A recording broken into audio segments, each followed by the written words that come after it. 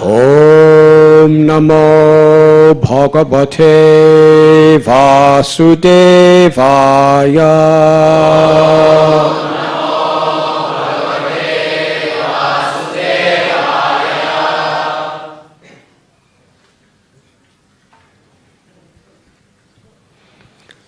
Radha Krishna Pranaya Vikritir Hladini Shaktirasmat.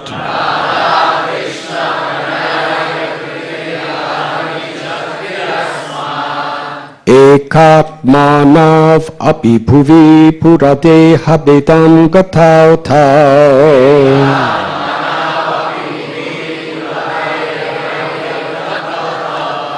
Chaitanyakyam prakatam aduna tadvayam chekyamaptam.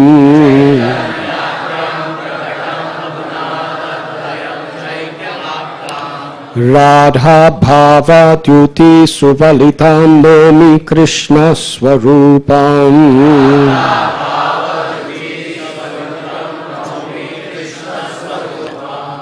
Radha Krishna Pranaya Vikritir Hladini Shaktirasmat.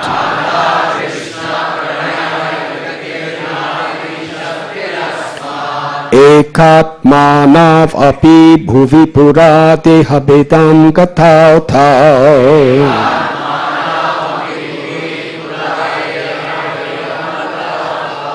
Chaitanyakyam prakatam aduna tadvayam chekyamaptam.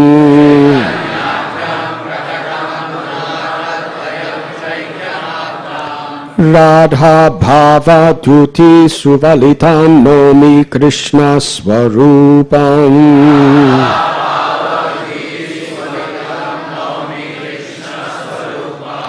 Radha Krishna Pranaya Vikritir Hladini Shaktirasmat.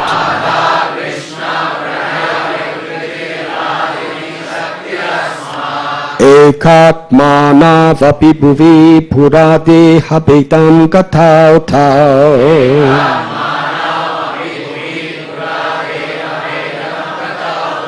Chaitanyakyam prakatam aduna tadvayam chekyamaptam.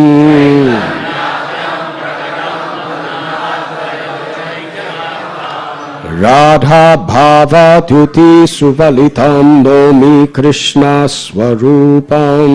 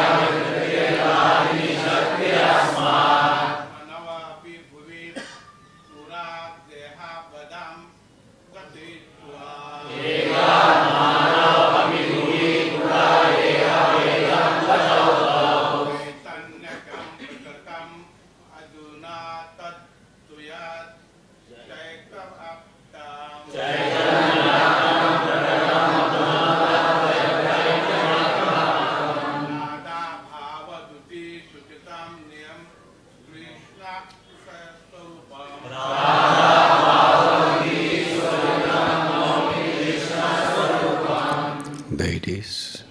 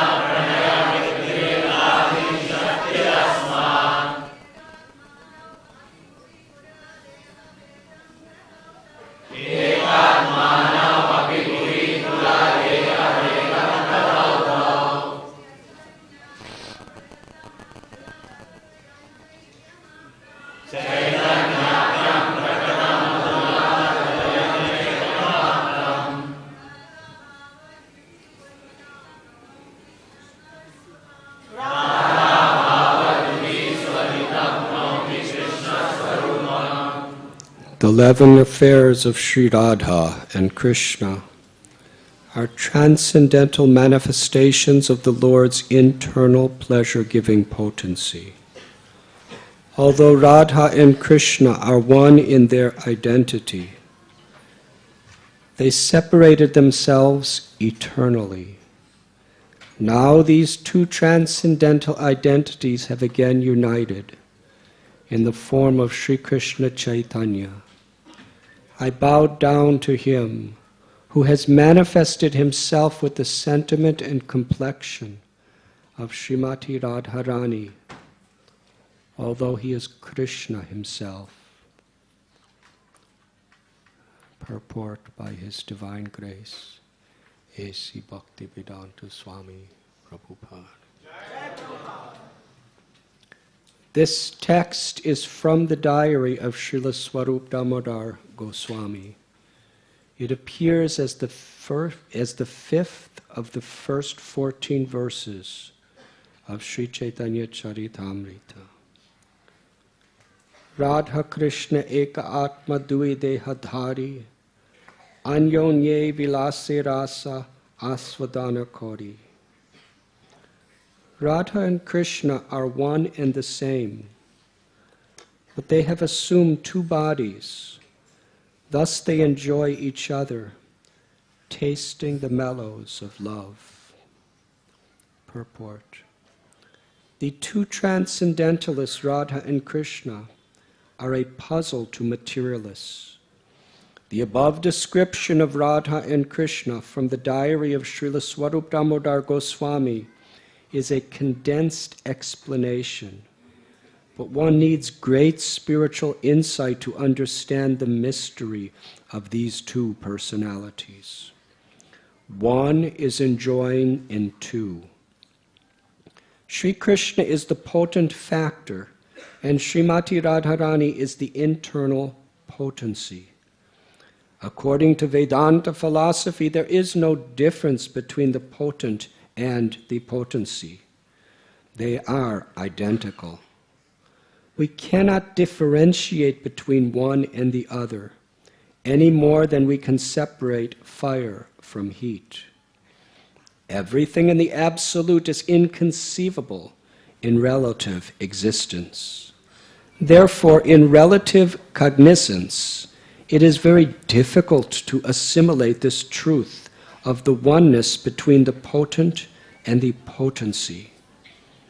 The philosophy of inconceivable oneness and difference propounded by Lord Chaitanya is the only source of understanding for such intricacies of transcendence.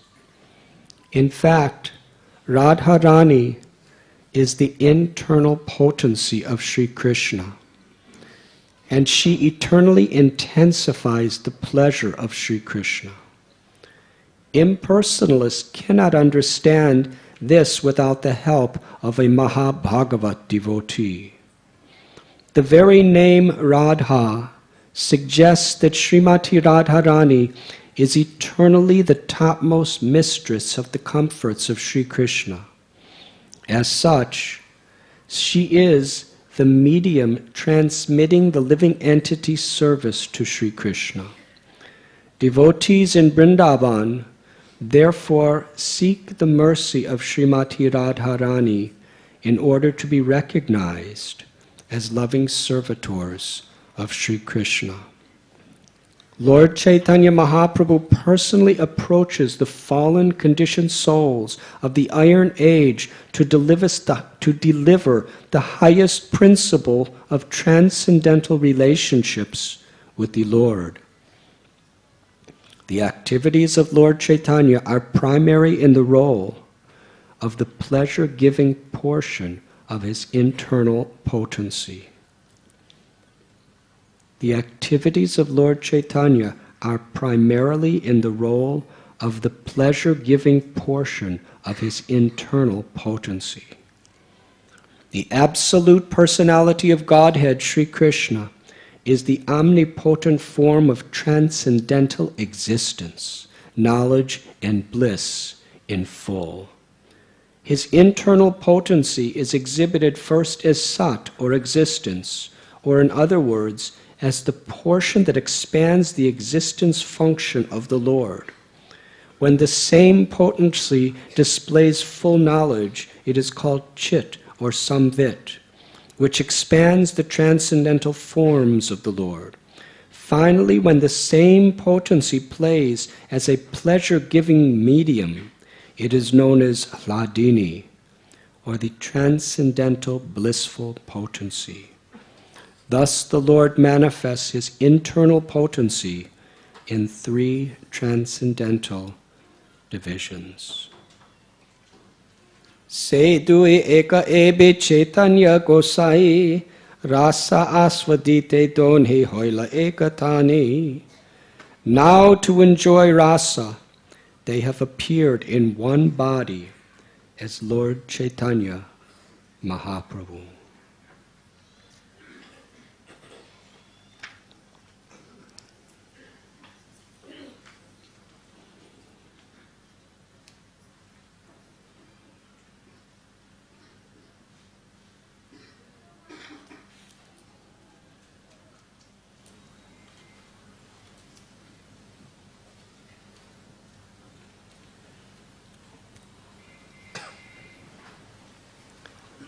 Om Agyantimidandasya Jnananjana Chalakaya Unmilitam Jena Tasmai Sri Gurave Namaha Sri Chaitanya Manobhishtam Sthapitam Yena Bhutale Swayam Rupa Kadamayam Tadati Swapadantikam Vandeham Sri Guru Sri Juthapadakamalam Sri Gurun Vaishnavamscha Sri Rupam Sagrajatam Sahagana Raghunatham Vitam Tam Sajivam Sadvaitam Savadutam Parijana Sahitam Krishna Chaitanya Devam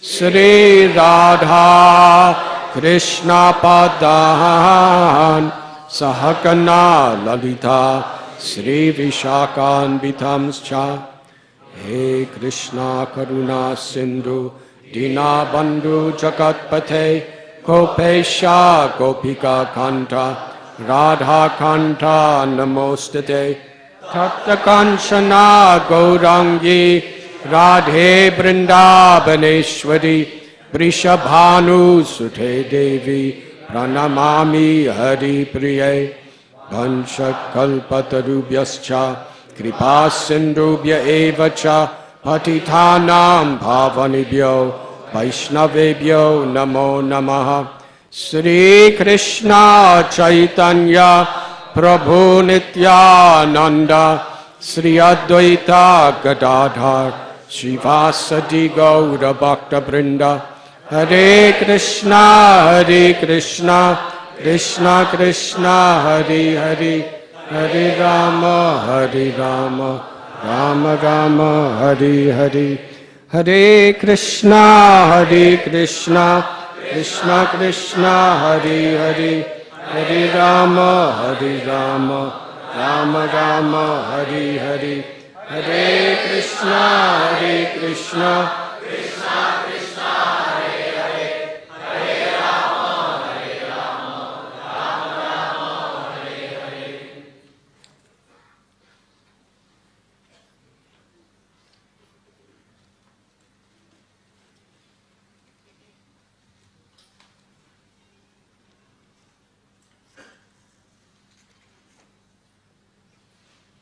Hare Krishna. I welcome you to the beginning of our Gaur Purnima festival. Thank you for being with us, Shri Shri Radha Gopinath Temple.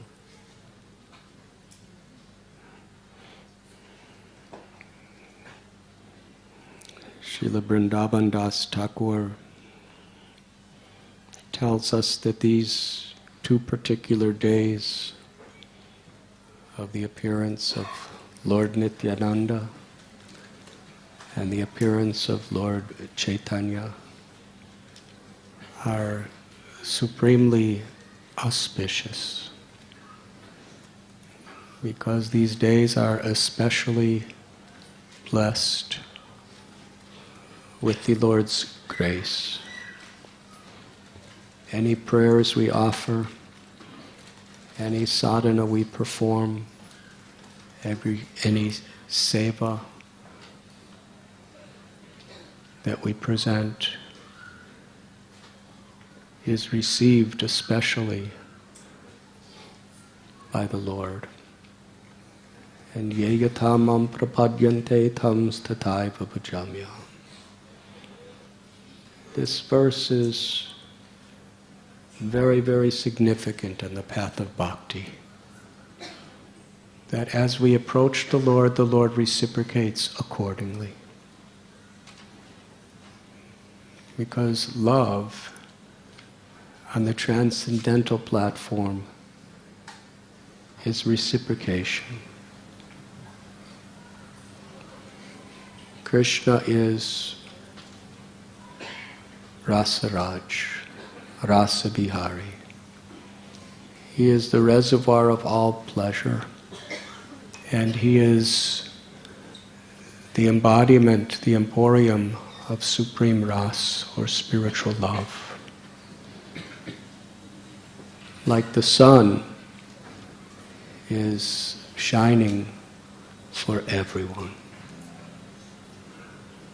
But to the degree we are willing to expose ourselves to the sun, we will actually experience the light, the heat, and the rays of the sun.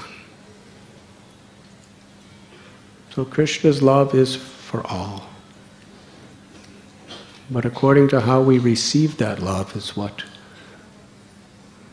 will be the experience we have. Srila Prabhupada would tell us if we take one step toward Krishna, Krishna is willing to take thousands of steps toward us. But in this age of Kali, it is so very rare and even difficult to progressively just take those steps toward Krishna. Because Maya, the illusory potency, is constantly in the process of trying to bewilder us to step in another direction. And if we step in another direction, Krishna reciprocates by allowing Maya to take charge.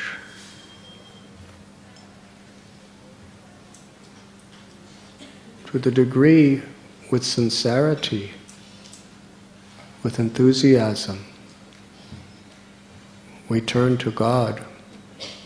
To that degree, God reciprocates and reveals Himself to us. We read about the great King Katvanga. He was told that he would die in just a moment. And in that moment, he surrendered his heart, his soul, his life, his everything to the service of the Lord. He chanted God's name in meditation so deeply, with gratitude, humility, and devotion, that the Lord revealed to Himself in that moment and elevated him to the highest perfection of the spiritual world. Of course, it was not something that he could just do at the last minute. He actually prepared his whole life for that last minute. through his service, through his devotion.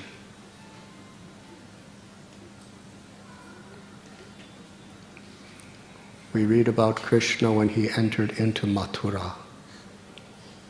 He was there to give the same love to everyone, according to who they were and how they were willing to reciprocate. There was a flower seller, and when Krishna and the Gopas came to his little stall, he saw, this is my Lord, this is my beloved. And he brought the very, very best flower garland he had ever made and offered it to Krishna without expecting anything in return. He didn't ask for blessings. He didn't ask for rupees. He didn't ask for mystic powers or liberation. He just gave it to please Krishna. Samsiddhir Haritoshanam. If he would have asked for liberation, he would have got that. If he would have asked for mystic powers, he would have got them. He was just a poor, simple little flower seller. If he asked for great wealth and a kingdom, Krishna would have given that. He didn't ask for anything. He just wanted to please Krishna with no ulterior motive. And Krishna immediately gave him prema bhakti. He gave him the highest ecstatic love, the perfection of mukti. Mukti is the goal of the Vedic literatures. And we understand from Lord Chaitanya and the great acharyas that there are different levels of mukti. The most inclusive perfection of the perfection of mukti is prema, or ecstatic love. Liberation from suffering, liberation from the dualities of material existence that cause the repetition of birth and death is the beginning stage of mukti. But in its fullest experience, it is what the Bhagavatam explains, ahoitiki apratihata. Sabai pung sang paro dharmo yato bhaktir hokshaje. Ahoitiki apratihata yagatma suprasidati. The supreme dharma, the supreme perfection of all religions, of all occupations, of all activities, words and thoughts, is to serve God with love. And what does it mean to love? Ahoitiki apratihata. No selfish, no ego, no motivation, no interruption by circumstances that will come. Simply for the pleasure of the Lord. And anyone and everyone has access to this love. It's not that you have to become a Brahmin or a learned scholar. It's not that you have to be from one country or another. It's not that you have to be healthy or sick. It's not that you have to be on your deathbed or a young child. Just our sincerity. Because that love is within us, simply waiting to be awakened. Lord Chaitanya, this was his message. He was singing this song to everyone, without consideration of qualification or disqualification. Jeev jago, Gauda Chandra Pole, Kotani Drajayo Maya Pisachira Kole. Wake up, sleeping souls, wake up. You are sleeping in the lap of Maya. Chant these holy names of Mukunda, Madhava, Hari, and understand the real treasure of life.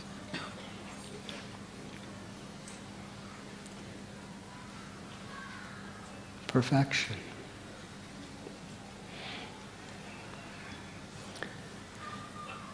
So in these verses of Sri Chaitanya Charitamrita, we are learning about who really is Lord Chaitanya. In his previous avatar as Krishna, that little flower seller, he just gave Krishna a garland. But not only that, Krishna had many friends, and every other nice garland he had, he gave to all his friends, without expecting anything in return. And this is a very important principle that is revealed in this pastime. That to please Krishna doesn't mean just to please Krishna alone. Mad bhakta puja yadika.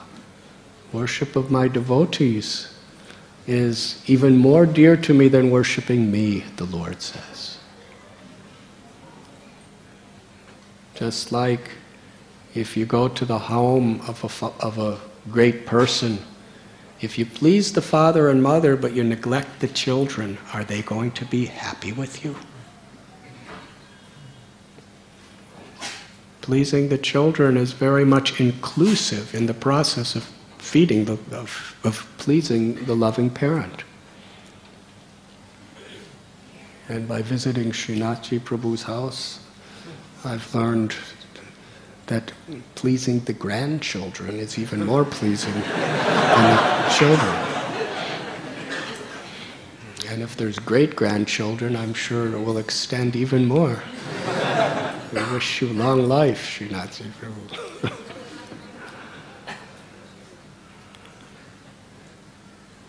So this Sudama, the flower seller, he knew the art, he knew the science. Vedaishta saravera hameva vedyo venanta krit veda vedeva chaham. By all the Vedas, Krishna said, I am to be known. He wasn't a great scholar, but he understood the essence of life, to please Krishna and to please the devotees of Krishna. And he did.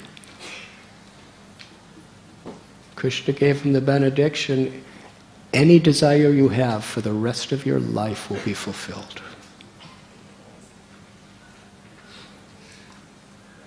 And after you leave this world, you will return to my abode.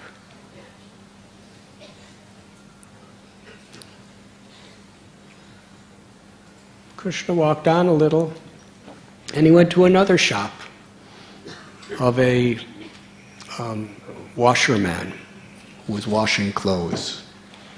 And he had nice clothes. Krishna asked him, can you give me some clothes, new clothes? I've just come into Mathura. And the washerman became violently angry at Krishna.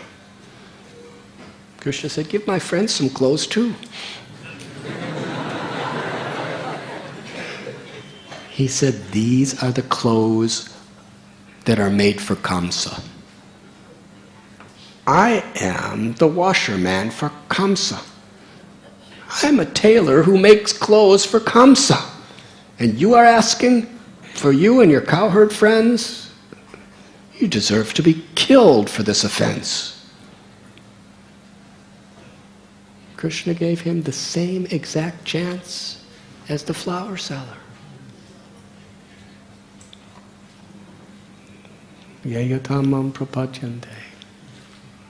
He could have attained all desires fulfilled in this life and going back home, back to Godhead in the next life. All he had to do was give a set of clothes to Krishna and his friends.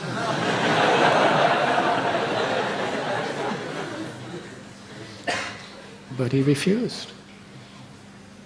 Because he was seeing things from a material perspective. From a material perspective, Kamsa's the king. And he's going to give material benefits. And he feared the king. And as far as Krishna, he's just a cowherd boy. What's he going to give me? Well, Krishna gave him something. He took his hand and went, psh.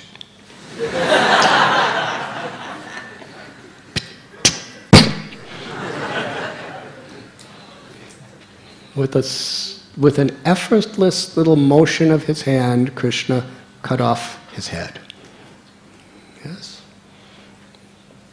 He got liberated in another way.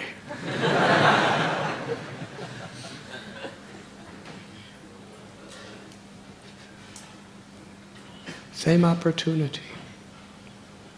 We have a choice. Do we want to be the washerman? Or do we want to be the flower seller? Every moment we have that choice. Do we want to please Krishna? And pleasing Krishna from a material perspective, sometimes it appears we're losing. Think about it. From a material perspective, that flower man, his best flowers, his life's investment, he was about to give it away for nothing. Some chance was there. But he had faith. And the other man, he had so much to fear if he gave those clothes to Krishna. But he wasn't willing to take that chance. Then Krishna walked a little further, and there was a hunchback woman named Kubja, who was Kamsa's personal sandalwood maker. She had made sandalwood pulp with camphor and saffron, and she was bringing it to Kamsa. And Krishna said, "Give me the sandalwood."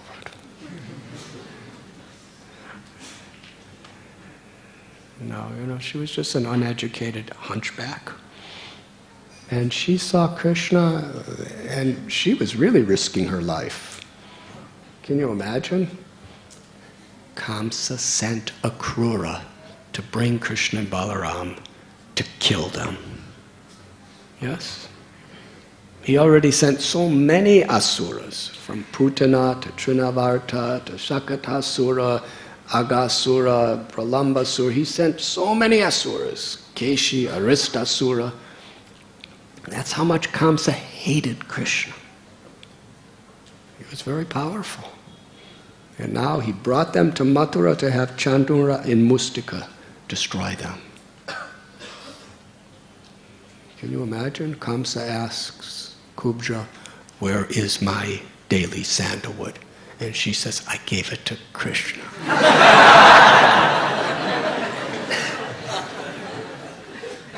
She was taking a big risk. Krishna said, "Give me the sandalwood." When Krishna wants to give you love of God, he usually packages it in such a way that you have to show some real sincerity. You have to be willing to lose a lot to gain the greatest of all things.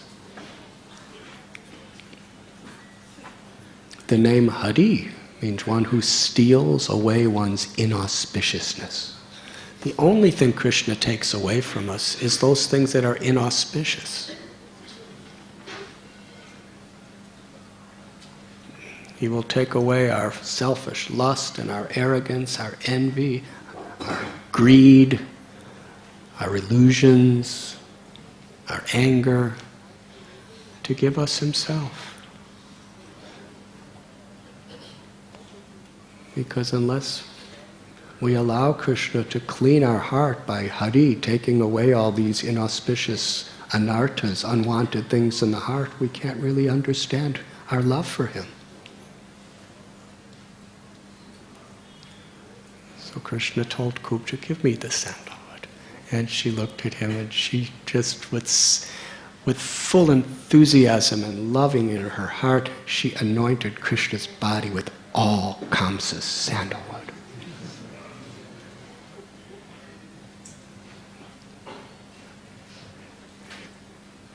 And Krishna, because she was a hunchback, she was crooked, Krishna put his toes on her toes. This is very intimate.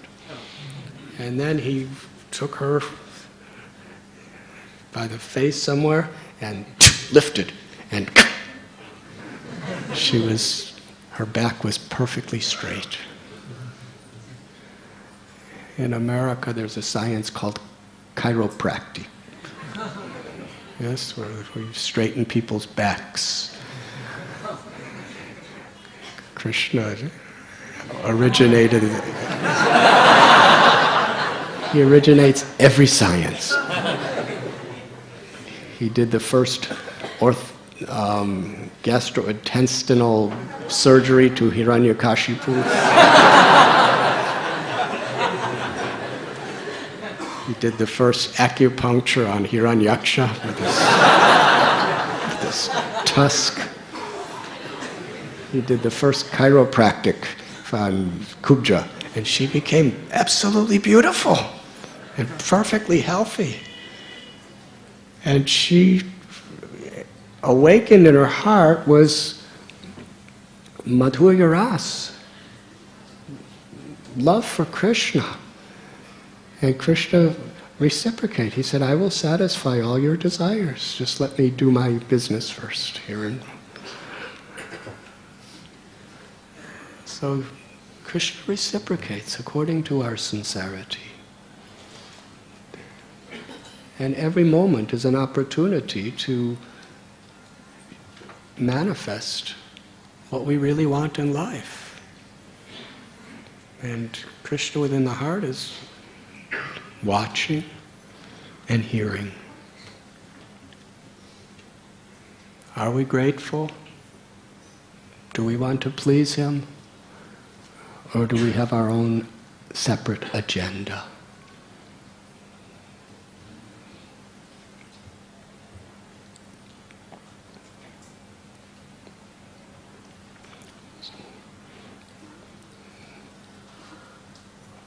In this beautiful verse, we read how the absolute truth is one.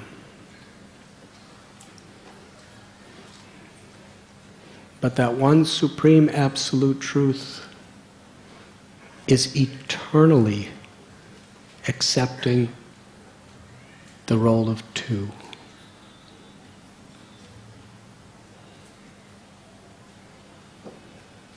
We read so many descriptions in the Vedas how Srimati Radharani is manifesting from Krishna.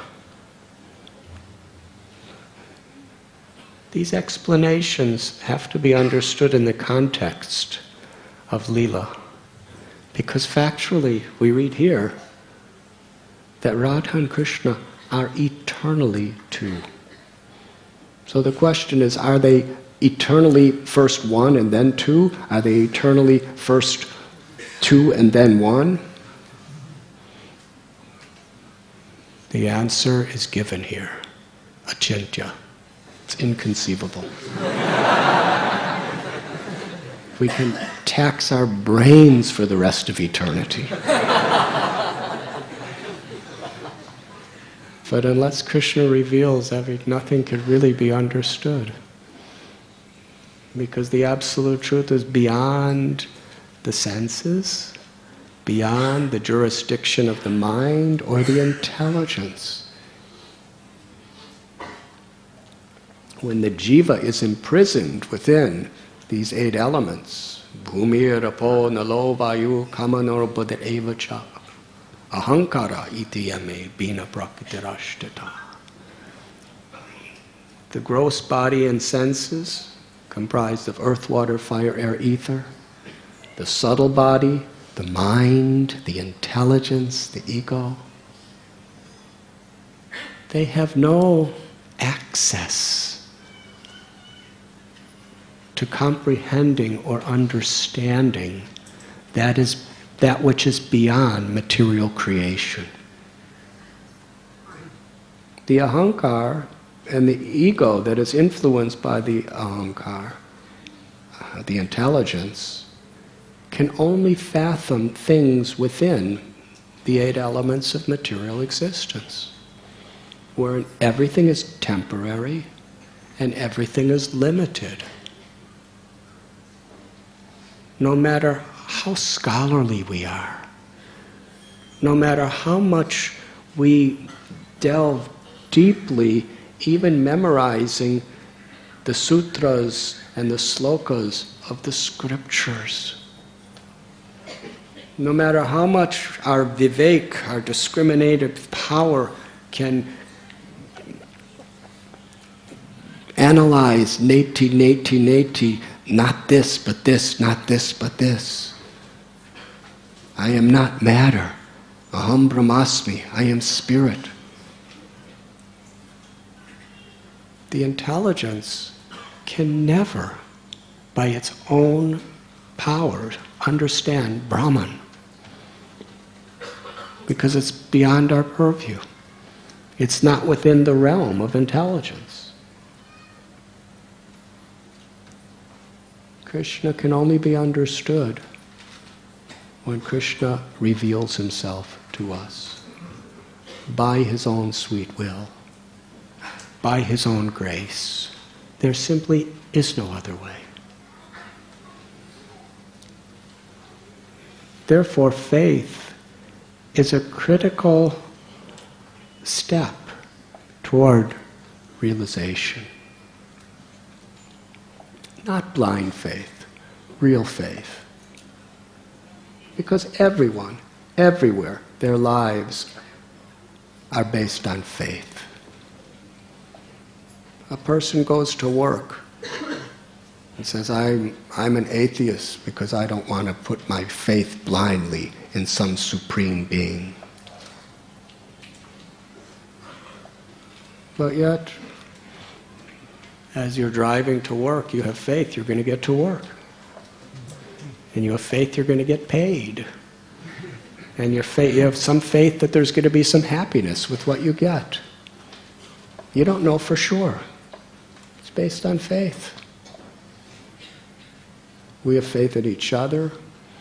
We have faith that we're going to live till tomorrow. So everything is based on faith.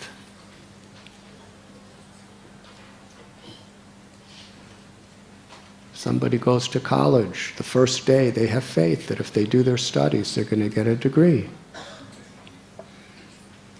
So we say, isn't this faith beyond your sensory perception?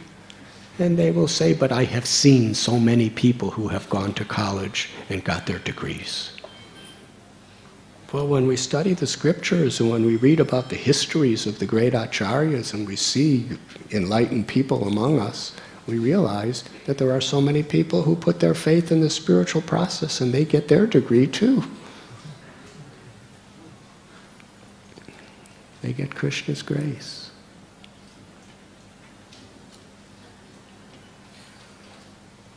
Adosha tata sadhu sangota bhajanakriya. Rupa Goswami tells us in the beginning of spiritual life there's a little faith. And that faith brings us to understand that by associate with saintly people, my life can be nourished.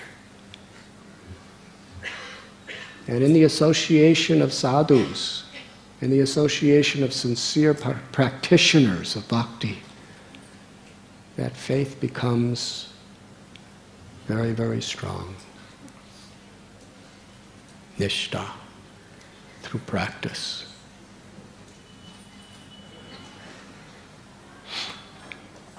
So the inconceivable potency of the Lord, we understand from these great acharyas that the Absolute is one. But for the purpose of love, the Lord is eternally two. Radha Krishna, Sitaram, Lakshmi Narayan. Krishna is the source of all other avatars, of all other expansions, of all other plenary portions. And similarly, Radha is the source of all goddesses of fortune. She is the Shakti.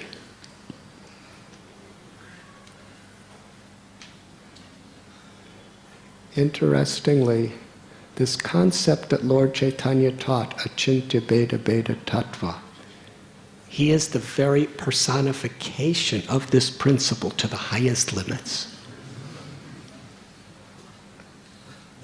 Lord Chaitanya explained that we are inconceivably simultaneously one with God in quality and different from God in quantity.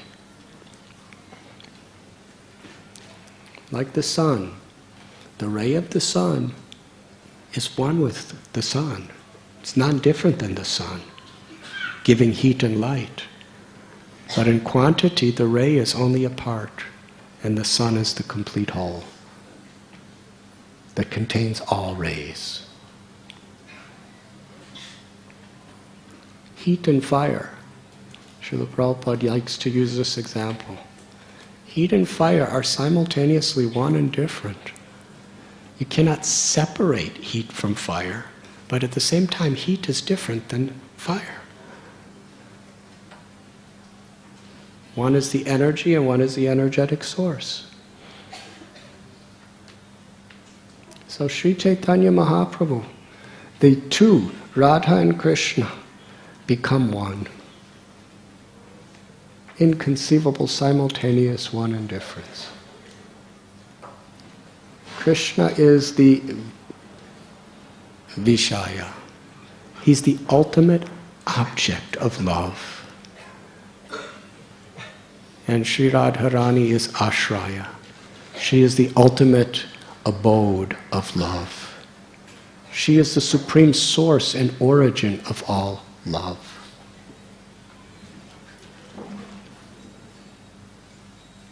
Just as everything emanates from Krishna, all love emanates from Radha. She is the feminine aspect of the one supreme truth.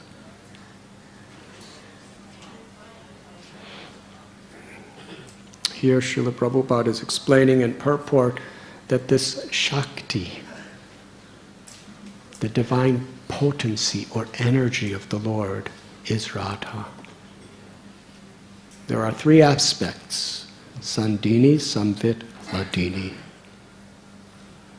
Sandini is the supreme existence, that which that sustains the entire existence. Samvit is that energy that gives the power to know and be known.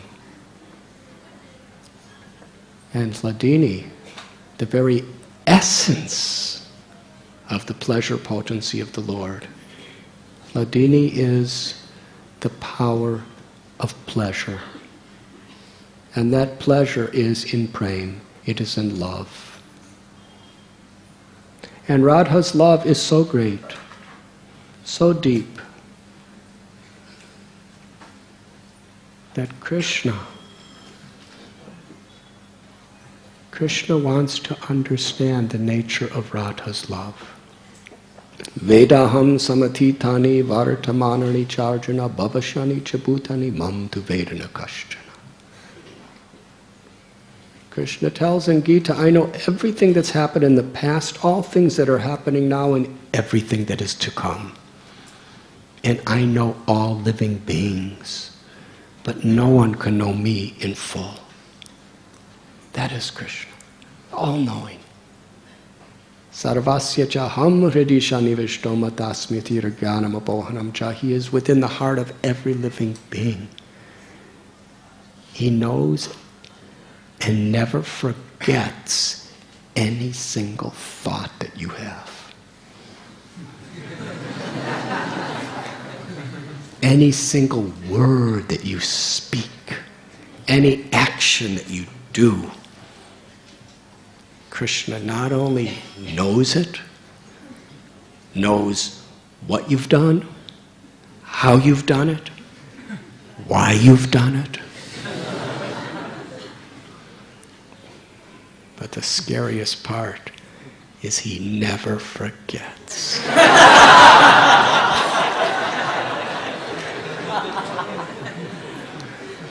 So there's good reason to fear God. But Krishna tells in Gita, Sarva dharman parityajya mamekam sharanam vraja aham tvam sarva papibhyo mokshayishami masaja. If you just surrender to me, I'll deliver you from all the thoughts and words and activities that were not according to his desire. Krishna's willing to forget everything.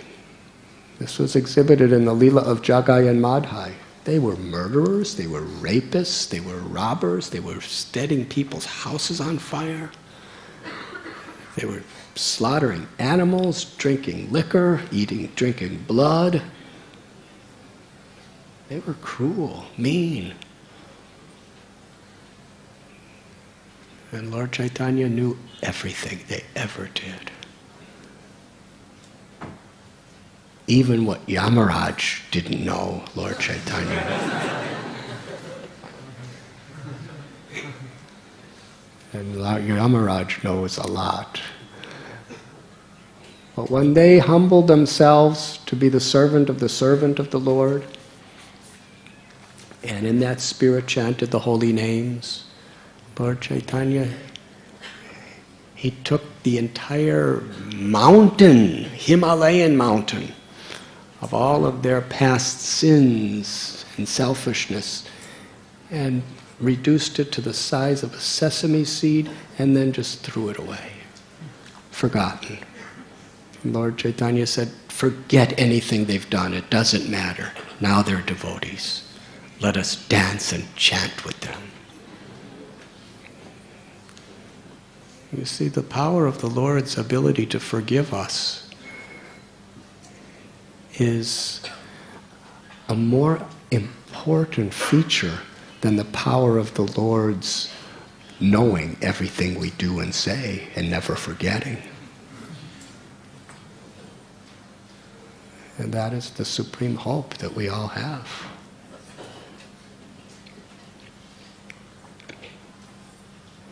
So Krishna knows everything. But the one thing he wanted to know is what is the nature of Sri Radha's love. The Lord wanted to know, what is the glory of Radha's love?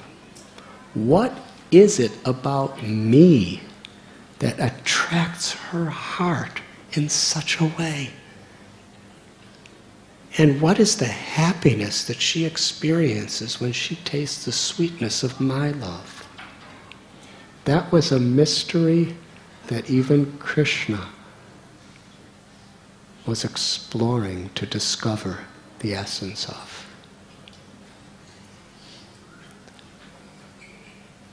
Krishnadas Kaviraj Goswami explains that when Krishna he saw a reflection of himself in a jeweled pillar. And when he looked at it, he was totally mesmerized by his own beauty.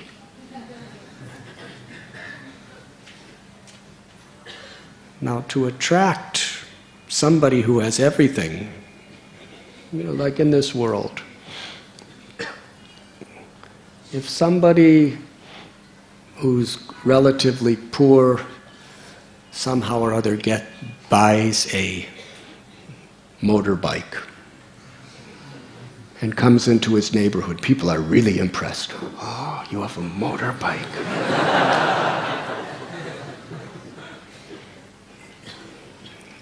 But if you if you drive up to a billionaire's house with a motorbike, he's not going to be very impressed. He can buy every motorbike in Bombay. Yes. Okay, so let me get a Mercedes Benz. So then you drive into your little neighborhood, people are really impressed. But if you go to the billionaire's house, Mercedes Benz, I have 20 of them. I could buy 1 million of them if I want. So it's hard to impress somebody who has a lot.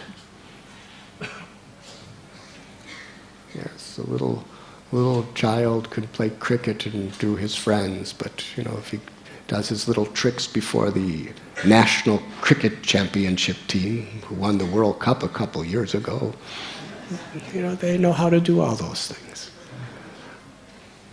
So to impress Krishna,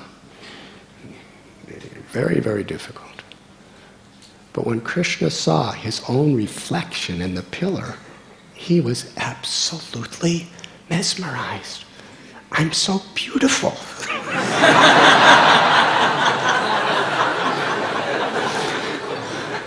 I'm infinitely beautiful. And this beauty is ever increasing forever. But when Krishna saw his own beauty, he understood, I can't really appreciate it. Only Radharani really appreciates it. If I really want to understand my beauty, I have to see through the heart of Sri Radha, because she loves me so much. In a very relative, mundane analogy, just like if you do something nice, and you're a little proud of yourself, yes? But what is the experience of your mother when you do something nice? Her heart is just overflooding because she loves you so much, and you do something nice, something that you can't understand.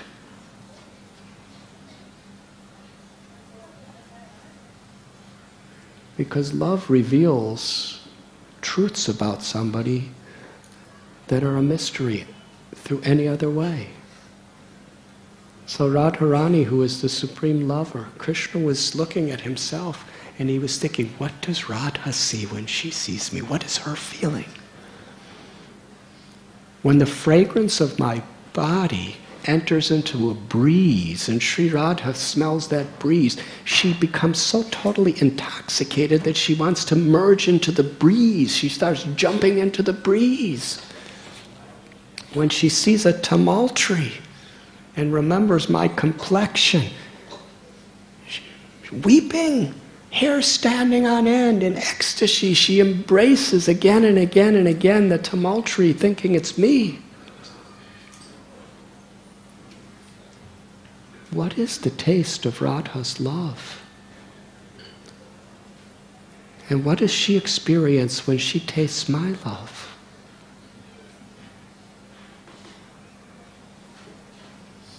The Lila of this beautiful mystery was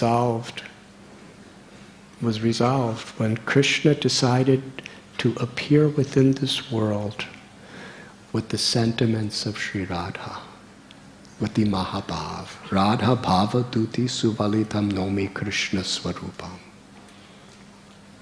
Who is Lord Chaitanya?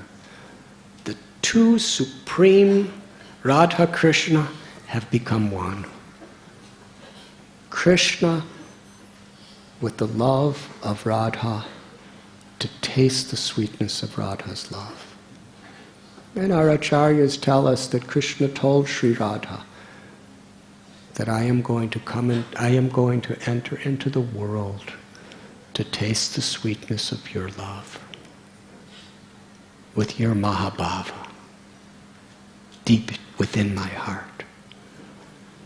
And she said, if you're tasting the sweetness of my love in the role of a devotee, then when you chant your names, you're going to feel such ecstasy. Sometimes you're going to jump up into the air and then you're going to crash down into the ground in ecstasy. Sometimes you're going to roll in the ground, and I cannot tolerate the thought of you hurting your body like that.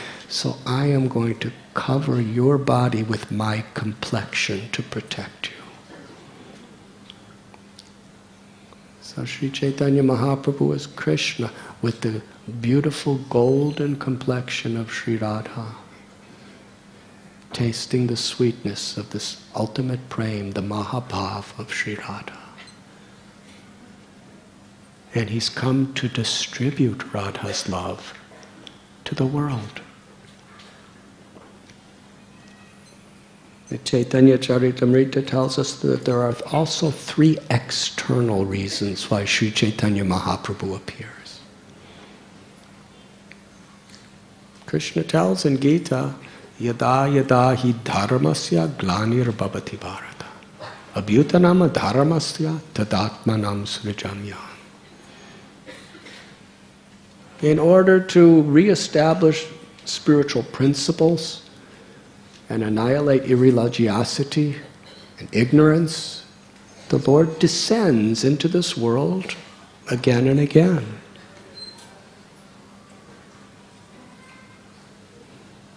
And Krishna also, in every yuga, he comes as the yuga avatar. That means to present the most powerful, highly recommended process of dharma for the age. When Krishna appeared in Gokul as the son of Nanda and Yashoda, Garga Muni came to perform the name-giving ceremony. Garga Muni was a great Yadu priest, Brahmin, expert at understanding exactly who is who and what is what through astrology and through his vision. Vasudeva sent Garga Muni to secretly perform the name-giving ceremony for Krishna and Balaram. Nanda Maharaj wanted to take advantage of this situation. But Garga Muni warned him, if I give this name-giving ceremony, and if there's any type of ceremony that people find out about, then Kamsa's going to understand I've come here and he's going to detect some connection between your sons and Vasudeva. So Nanda Maharaj said, let us do it completely secretly and privately in the Goshala. And during that name-giving ceremony, Garga Muni revealed that your son, this little boy, Krishna, he has come many times into this world with different complexions for different purposes. And he explained the Yuga avatars.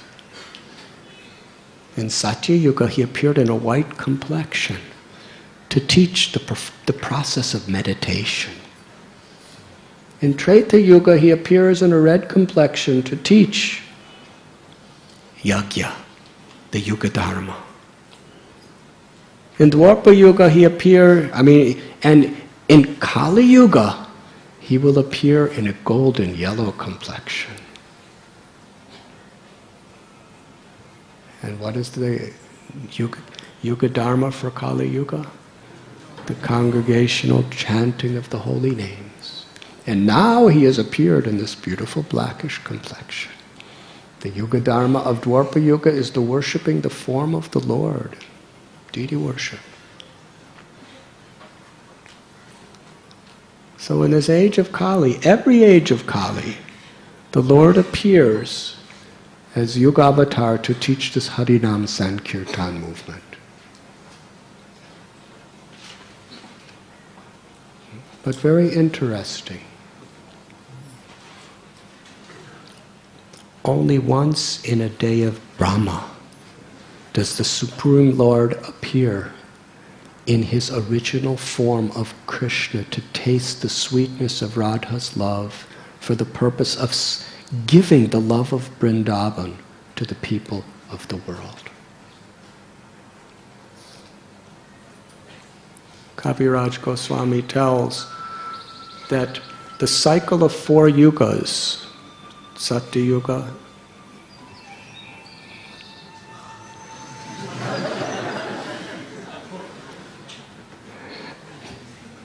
Treta Yuga, Dwapara Yuga, and Kali Yuga, that is called the Divya Yuga.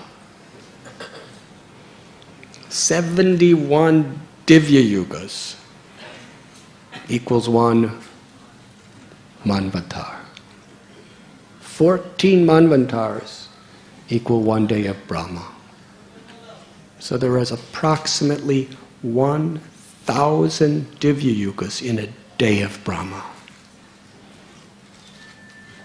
A day of Brahma is 3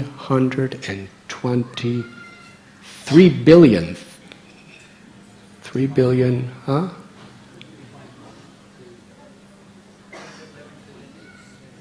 One day. 4 billion, 4,320 million years is one day of Brahma. And then he has the same night. So that means one day and night of Brahma is 8,640 million years. That's a day. And 30 of such days equals one of his months.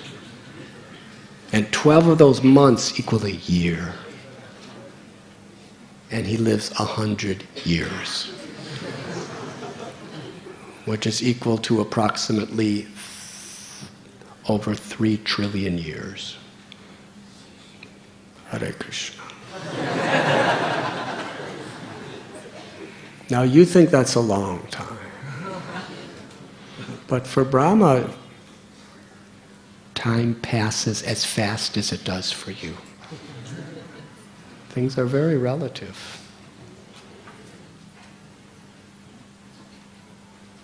So only once in every 8,640 million years does Krishna personally appear in his Vrindavan Lila, in his original form of Sri Nandanandana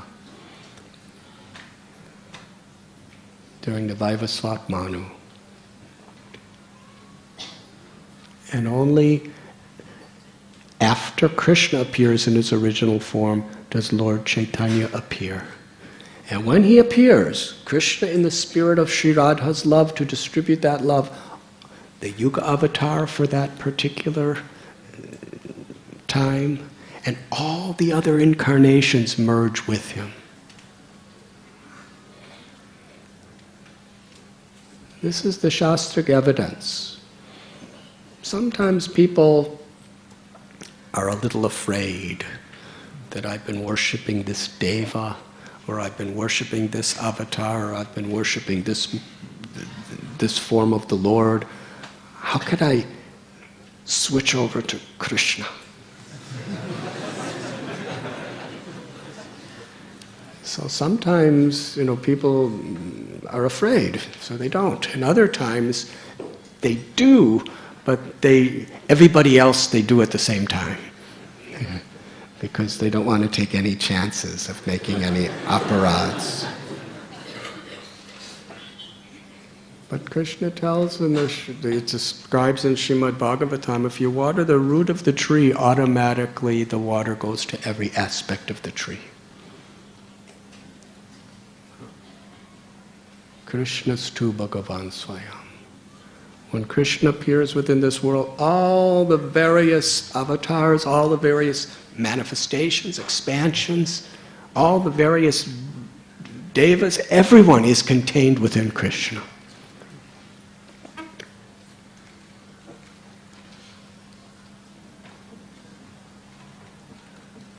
So that is the appearance of Sri Chaitanya Mahaprabhu.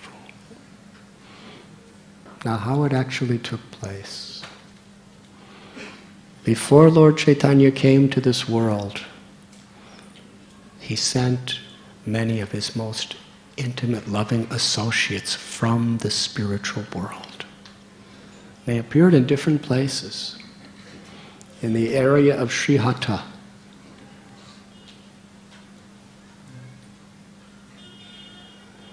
Upendra Mishra appeared. Upendra Mishra had 7 sons. The third, his name was Jagannath Mishra. Upendra Mishra in Krishna's Lila, according to Gaur Ganadashtapika, is Parjanya, Krishna's grandfather. And Jagannath Mishra is both Nanda Maharaj and Vasudev, as well as Dasarat. and Kashyapa Muni. They were all one and the same as Jagannath Mishra. Also in that area, Murari Gupta appeared, and Chandrasekhar Acharya, Srivas Thakur and his brothers, and Advaita Acharya. In the Chattagang area, Pundarik Vidyanidhi, Mukunda Dutt, Vasudev Dutt.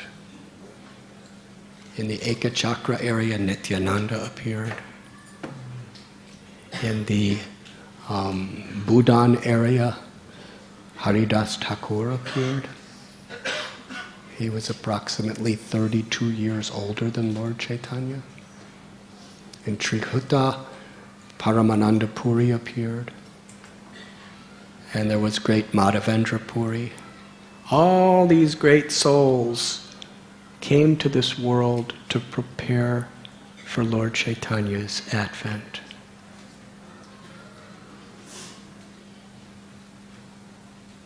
Advaita Acharya was born in Navagram, and he settled on the banks of the Ganges in Shantipur. He also had a house in Navadvip.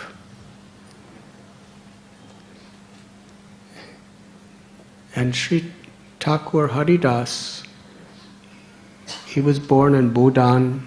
He lived for some time close by in Benapol. And we know the story. Wherever he went, people were against him. Because he was such a wonderful devotee of Krishna and he attracted so many people to the path of Krishna. He had such deep attraction to the holy name of Krishna. But because he was born in an untouchable family by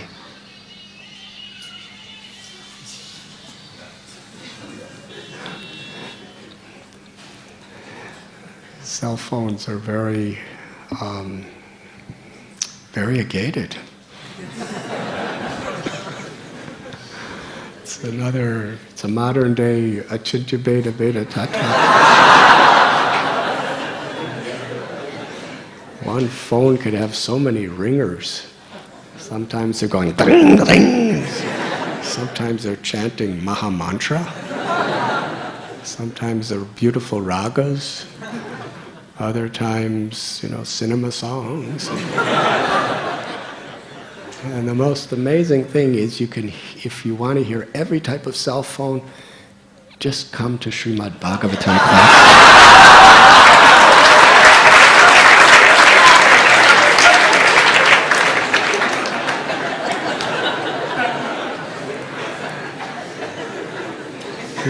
You will hear so many varieties.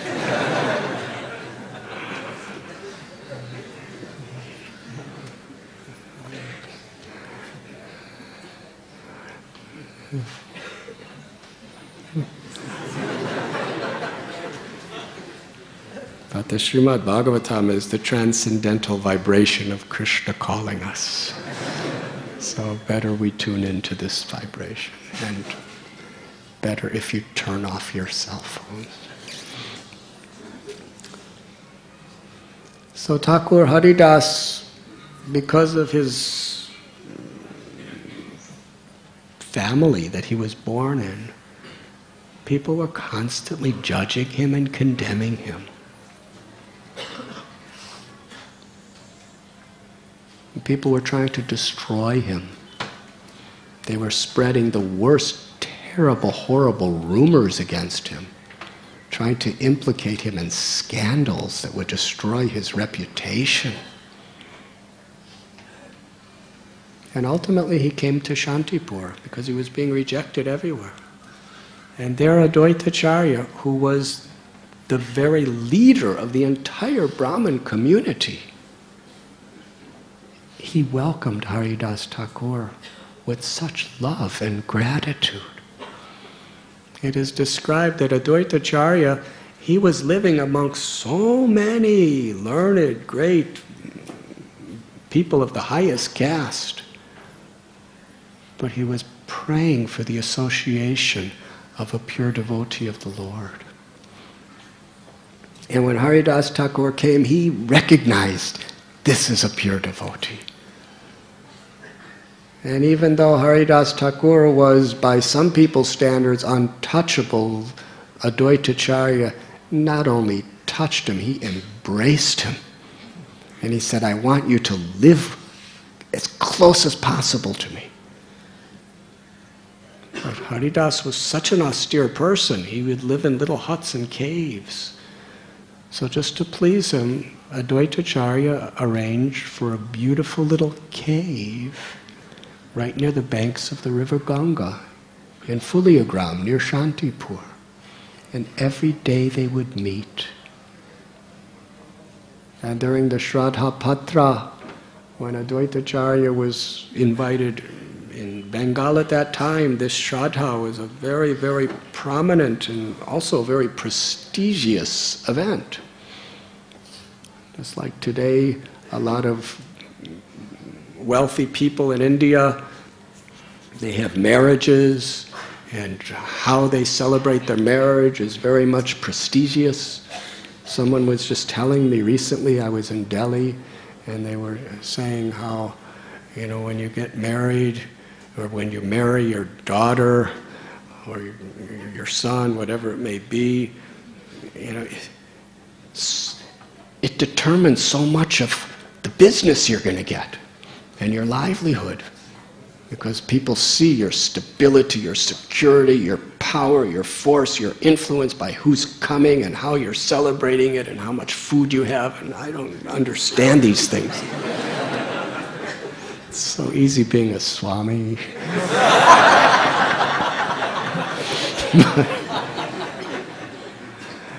But in those days, more than even marriage was for Brahmins was the Shraddha, who you invite and who's coming and who's... And when Advaitacharya performed it, all the greatest, most powerful, learned Brahmins of the whole area would come for his. He must have had really good prasad too. It's a very prestige thing. Why is this incident so much emphasized in Sri Chaitanya Charitamrita and Sri Chaitanya Bhagavat? This is a massive statement he was making. Because the basis of Shraddha is he got the best people of Brahmins to come. And who you choose to give the first prasad to is the person that you are honoring as the highest, most qualified and worshipable of everybody that came.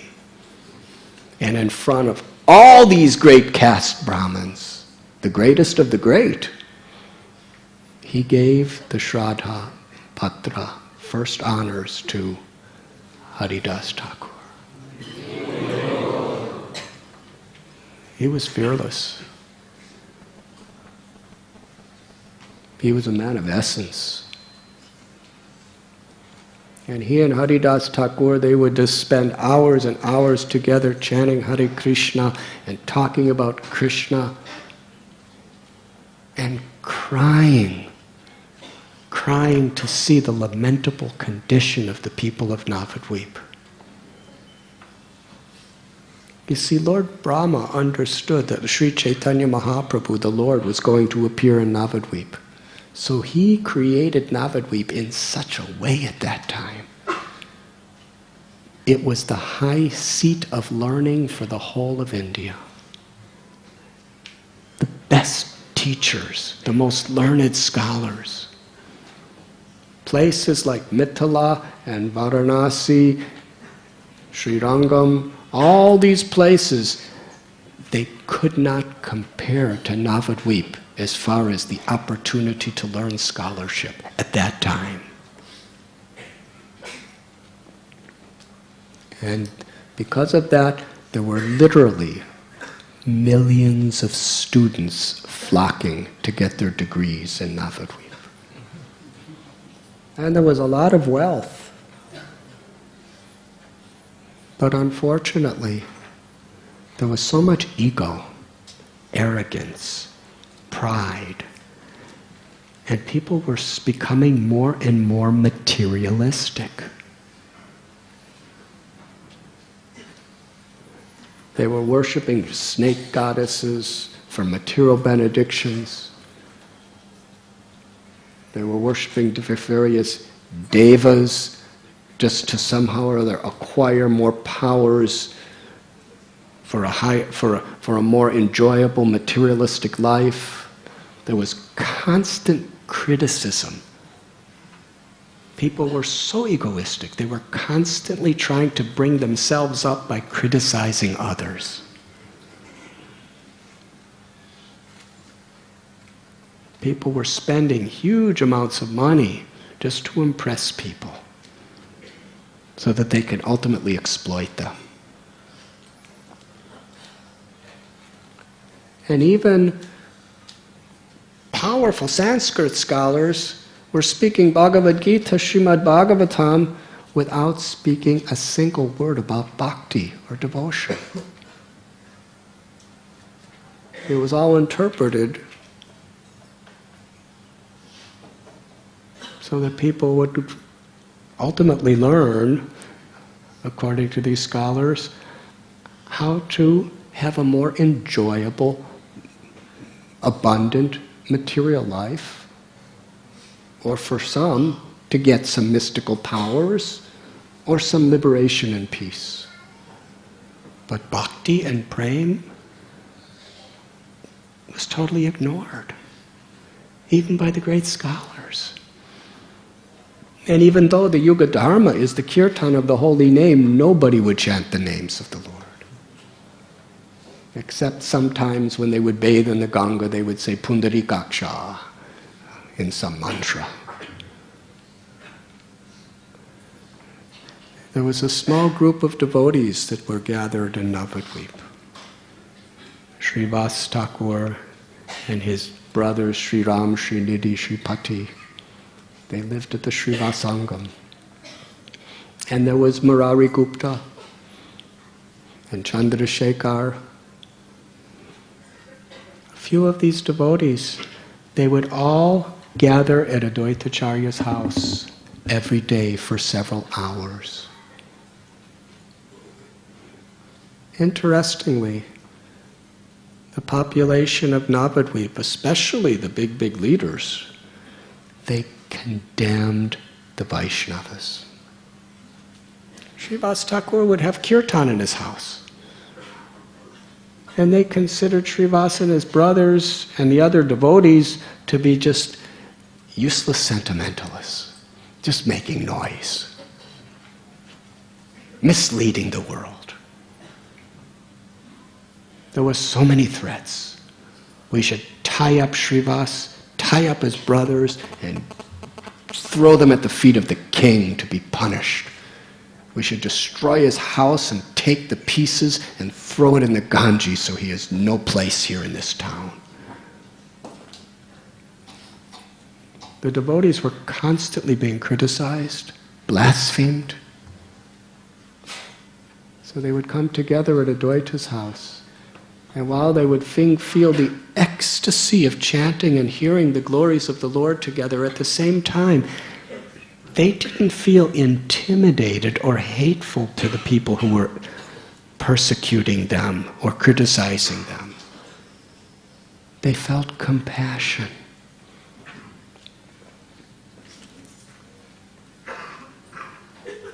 Srivas and his brothers, they would perform kirtan, weeping and crying, begging Krishna to appear. Because they had no power to affect these people. They were so deeply engrossed in their egos. Haridas Thakur and Advaita, they would speak together, they would chant together, they would pray together, with the fixed motivation of somehow inviting Krishna to appear to deliver these people, to give pure devotional service to this world, which is so bereft in darkness.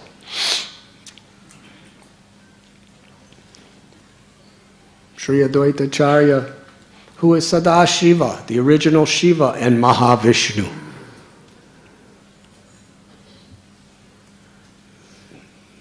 The original Purusha, who by his exhalation manifests the entire cosmic creation. He took such a humble role.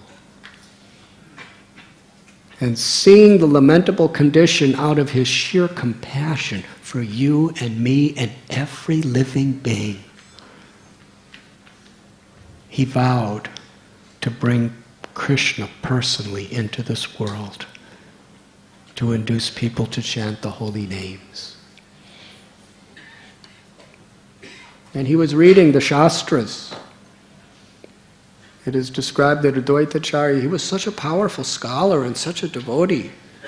He would read Vedanta, he would read Upanishads, he would read Mahabharata, he would read the Puranas, he would read the Sutras, every literature. He would explain it exclusively from the terms of unmotivated, uninterrupted love for Krishna, devotion. He came upon a verse in the Gautamiya Tantra which describes that Krishna is, his heart is so kind and compassionate to his devotee that if one with sincere love and devotion just offers some tulsi leaves and water from the Ganga, that Krishna will fulfill that person's desires. So Advaitacharya took that as his heart and soul, and on the bank of the Ganga, for hours and hours every day, he would offer his family Shalagram Shila, Krishna, Ganga water and tulsi leaves and tulsi manjaris, flowers. And as he would offer, he would cry out with tears of compassion for the people of this world. He would cry out for Krishna to come, to descend, to spread the glories of the holy name.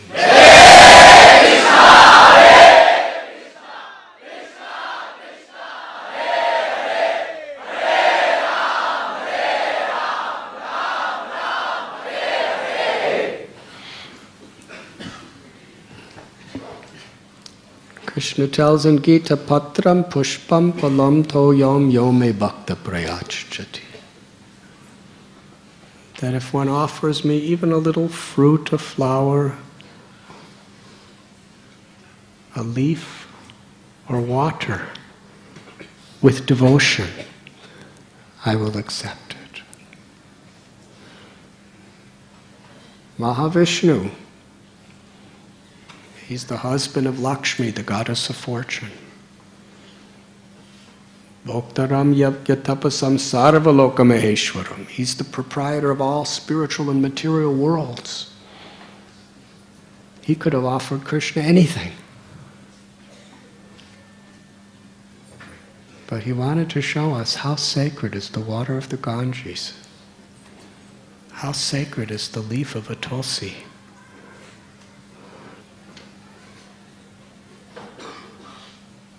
He wasn't building temples, he wasn't building skyscrapers. He was just offering some Ganga water and tulsi with love and devotion. And he was crying out. He was crying out in his compassion for all of us in such a voice that it describes that his prayers pierced through all the layers of material existence and went and could be heard in Goloka Vrindavan by Radha and Krishna.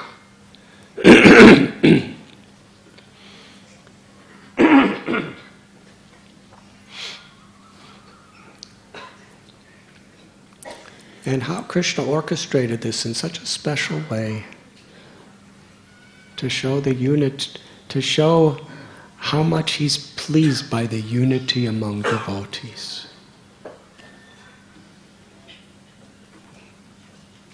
It was the unity of the combined devotional efforts, as well as the love and respect that they had for each other, between the highest caste Brahmin and an untouchable, Advaitacharya and Haridas Thakur. It was primarily their united compassion toward the conditioned souls, which was very much based on their love and respect for each other, that attracted the Lord to appear. As Advaitacharya was crying out with tulsi leaves and Ganga water, Haridas Thakur, practically day and night in his little cave, he was crying out the holy names, praying for Krishna to descend, to show mercy to those people of this world.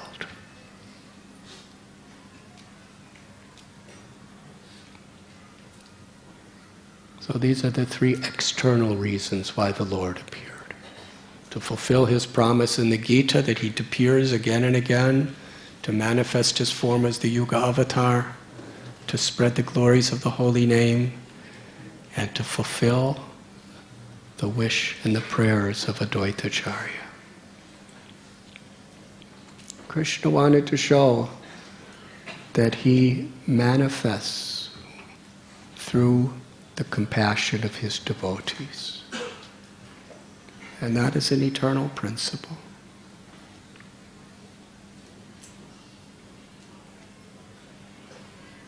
Srila Prabhupada, through his compassion, his prayers were very much like Advaitacharya's. He was on Jaladuta. He didn't even have tulsi leaves.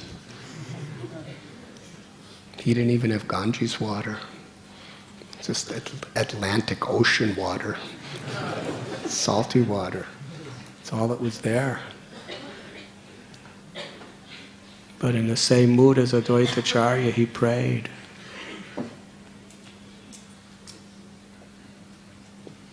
Krishna, please appear. Appear through my words to reach these people's hearts. Due to the modes of passion and ignorance, people are so enthusiastic to try to make their material life better, but in the process become so implicated and bound by karma. And they have forgotten the real treasure of life. They have forgotten you, my Lord. I have no power to help them.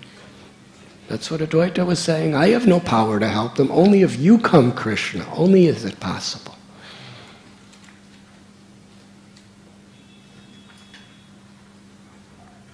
Only through your words, only through your grace, only through your mercy can these people be delivered.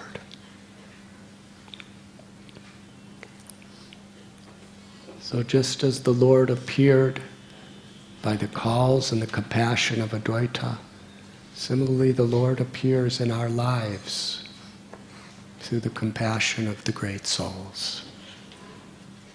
Srila Prabhupada. The Lord appeared to all of us through his prayers of compassion. And all he's asked us to do is be instruments of that compassion to others in this world. So it is described in Sri Chaitanya Charitamrita that Jagannath Mishra was living in Navadvip. And he happened to meet another very, very great empowered Brahmin named Nilambar Chakravarti, who happened to be an incarnation of Gargamuni from Krishna's Lila. And Jagannath Mishra married his daughter, whose name is Sachi Devi.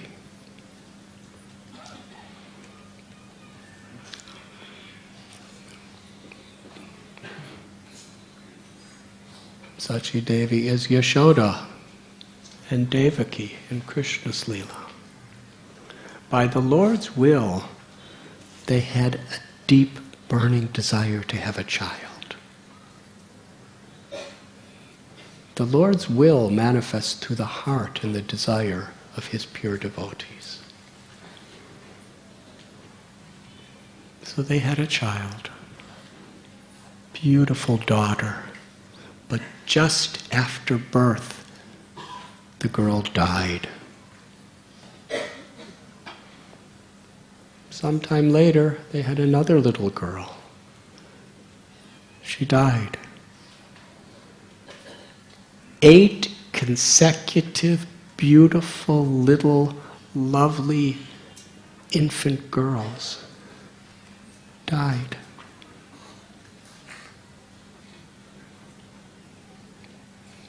It was very tragic for them, and it was very tragic for everybody around them. But they wanted to have these children as offerings to Krishna. It wasn't simply for them.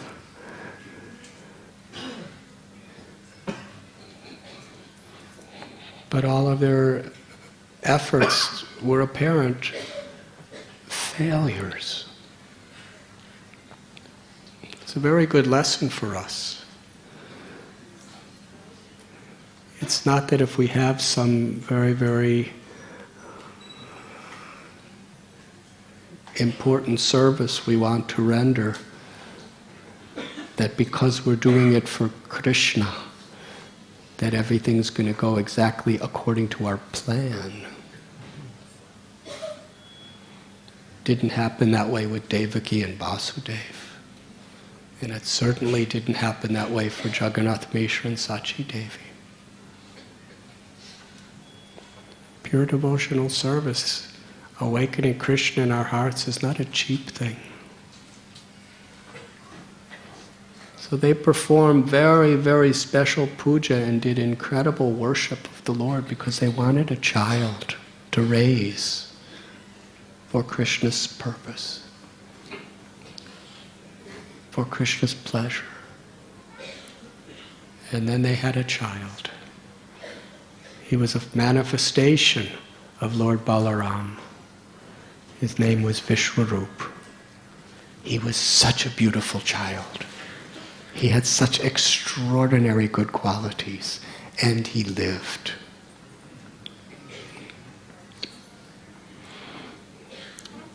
It was in the year 1406 from the Shakta era, or 1485 by our calendar, in the month of Magh, that Krishna entered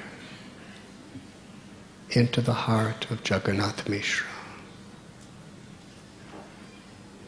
And from the heart of Jagannath Mishra, Chaitanya Charitamrita explains, just as the light of the sun is transferred to illuminate the moon, from the heart of Jagannath Mishra, the Supreme Lord Krishna transferred to the heart of Sachi Devi. And from her heart, the Lord entered into her womb. From that time, Sachi Devi became so beautiful, so effulgent. And all these incredible things started happening. Jagannath Mishra would walk down the street and people would start giving him bananas and giving him rice paddies and giving him all sorts of gifts of coconuts. And he told Sachi Devi, people are so generous. Everyone's giving me things. And Sachi Devi said, well, sometimes I look up into the sky.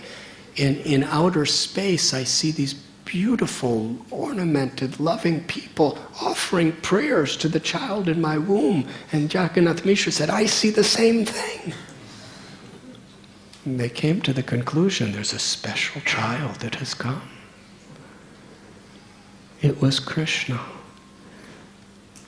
With the love of Sri Radha, the combined avatar of Radha and Krishna was within the womb of Sachi Devi.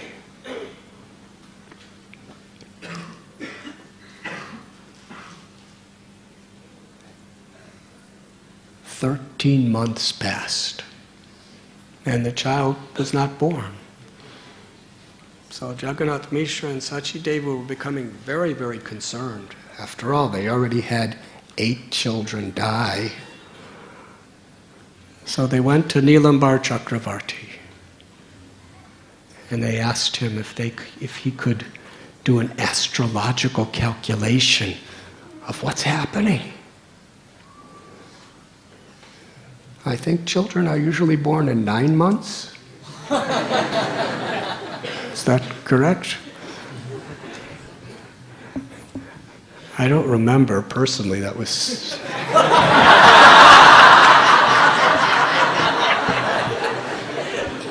61 years ago. I don't think I was counting the months at that time anyway. 13 months passed. Nothing. So Nilambar Chakravarti, he did a calculation, and not only calculation, but by his own mystical power to see. Because you see, to be a good astrologer, it's not just a matter of calculation. Actually, the Lord within the heart, the Paramatma, has to give you the intelligence to really see what's there.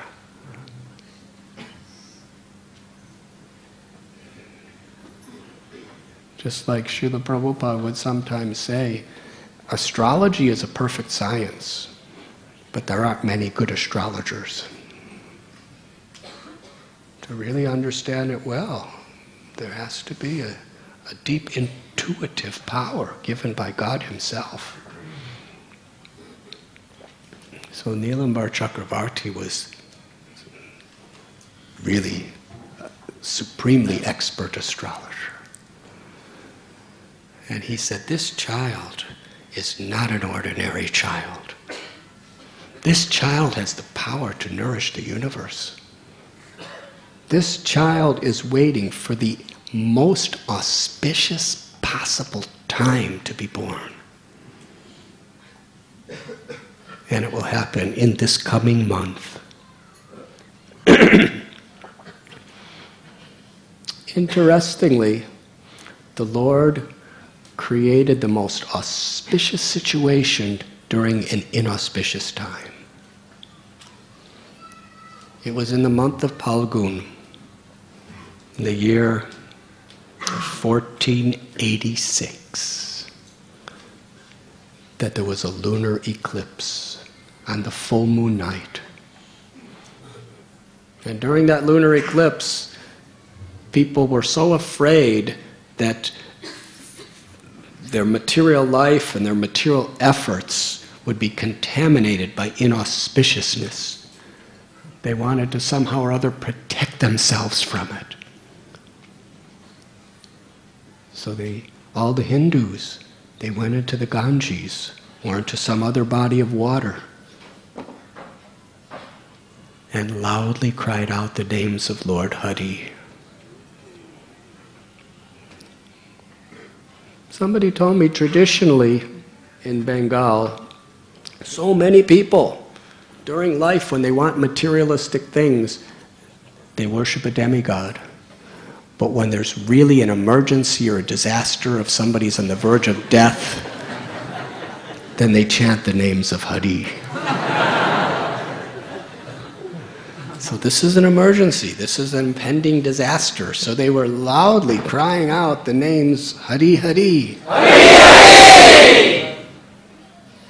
And not only that, but Krishna, who is within the hearts of every living being, induced them all to really, really sincerely, everybody was running to the Ganges to protect themselves from inauspiciousness. And they all raised their arms very high and cried out the names Hari Hari.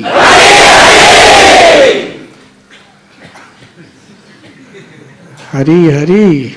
Hari Hari! Hari Hari! And when the devotees saw this, Srivas Thakur looked at the other Vaishnavas and said, finally, they're chanting Hari's names. let this eclipse last forever.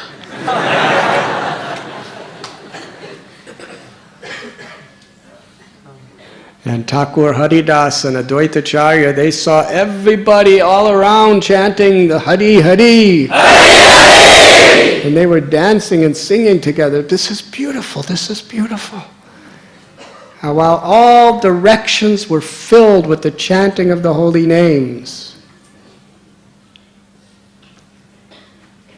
the Supreme Personality of Godhead, Sri Chaitanya Mahaprabhu, appeared from the womb of Mother Sachi Devi.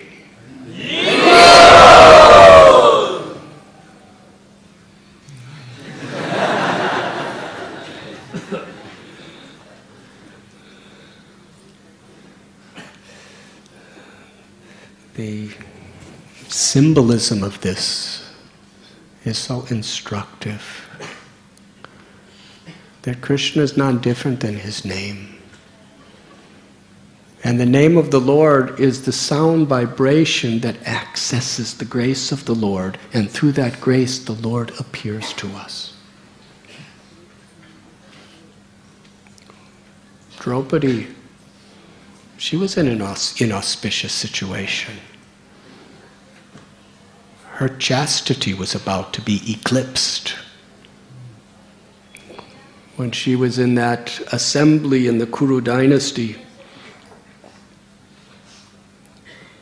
Duryodhana had Dushasana drag her into the assembly by the hair and ordered him to strip her naked.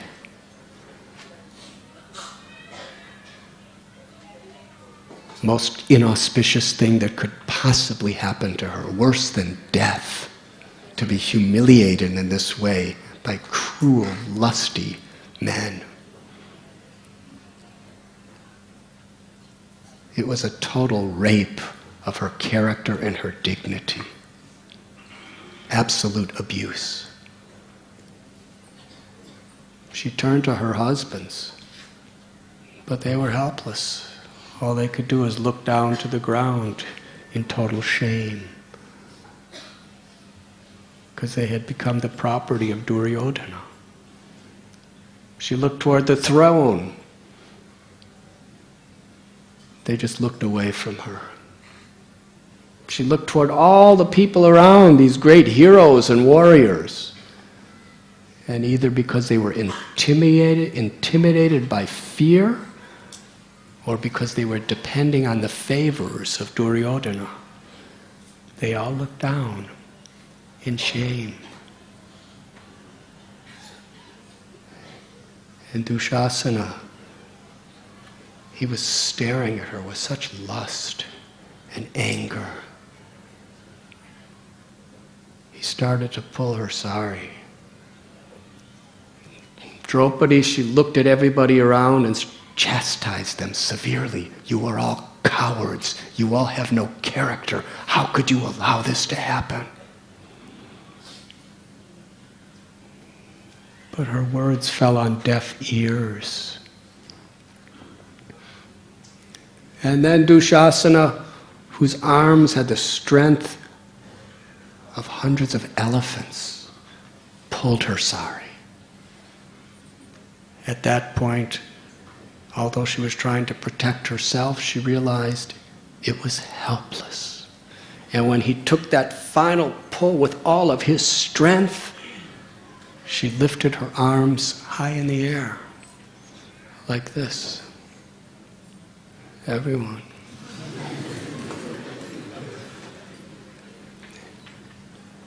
And she wasn't half sleeping during her japa.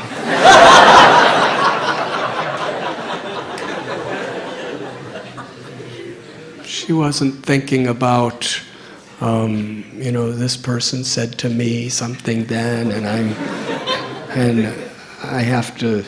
I'm hungry.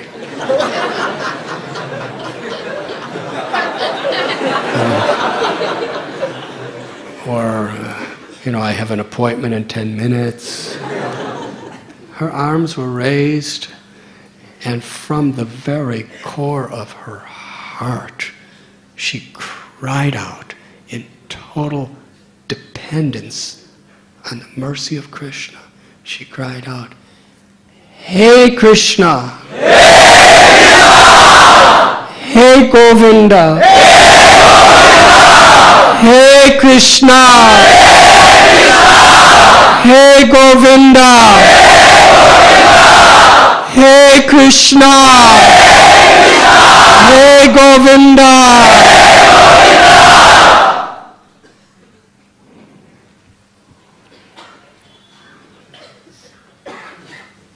Krishna, who ordinarily does not involve himself in mundane activities in this material world. He lets his external energies take care of that. Because she called out his name with such humility, with such faith, with such absolute devotion, in such a sense of Sharanagati. Sharanagati is the very essence of Dharma. Sarva dharman parityasya mamekam sharanam braja aham tvam sarva papebhyo mokshayisami machucha. When Krishna says abandon all varieties of Dharma, he doesn't mean we should neglect them. What he means is they are all meant for the purpose of going to the essence. And if you don't go to the essence, you've missed the whole point of all Dharma. The essence is Sharanagati, to take shelter, to actually surrender. Surrender is to understand the urgency, the need. What does it mean to take shelter? That is a spirit. If there's a tiny little drizzle and you don't have an umbrella and you go under some roof, are you really taking shelter? It's a little drizzle, I'll go under. But if it's torrents and lightning and you run for shelter, yes?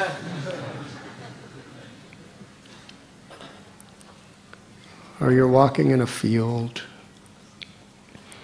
and you see some ants, so you kind of step away from them. And then a cobra lifts his hood and looks you right in the eyes, and his tongue is flittering in and out, and he goes, "Tss."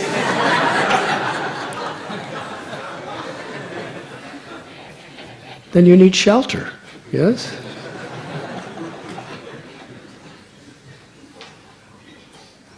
So Sharanagati means to really give your heart because you feel a need, to really seek shelter.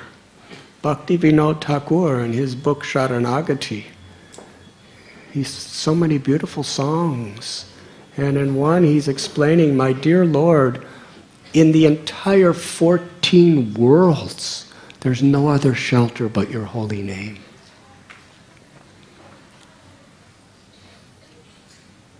Yes, if with the same fixed focus on Krishna, Shri Krishna Sharanam Mam, Sripad Vallabhacharya gave this prayer. Krishna is my only shelter. Krishna is the supreme shelter from everything and anything that is inauspicious. And ultimately, Krishna's love is the shelter of happiness that we are all seeking. You see, Draupadi at that point, she was not praying, Krishna, destroy Dushasana. She was practically, when she raised her arms and she cried out, Hey Krishna, Hey Govinda, her mood was, Krishna, I am yours. Bhakti Vinod Thakur prays, Maro birako vijo icha tohar, Krishna, if you want, you can kill me. If you like, you can protect me. I'm yours. I'm your servant. You can do anything and everything you want with me. Manaso deho geho jo kichu mor arpilun tu alpade nanda kishore. My body, my mind, my home, my family, all of my knowledge and abilities, everything belongs to you, Sri Nandanandana.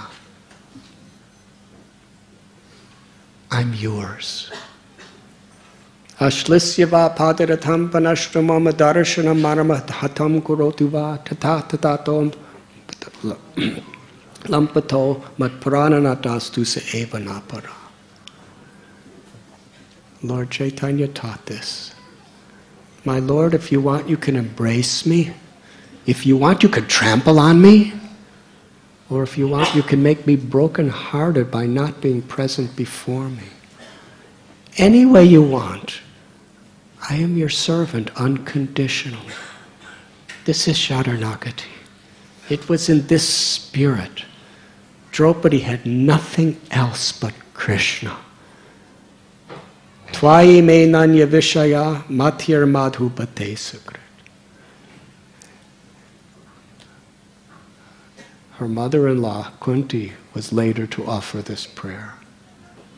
As the Ganges forever flows to the sea without hindrance, let my attraction be forever drawn only to you, without being diverted to anything or anyone else. It was in this spirit that Draupadi raised her arms and cried out, Hey Krishna! Hey Krishna!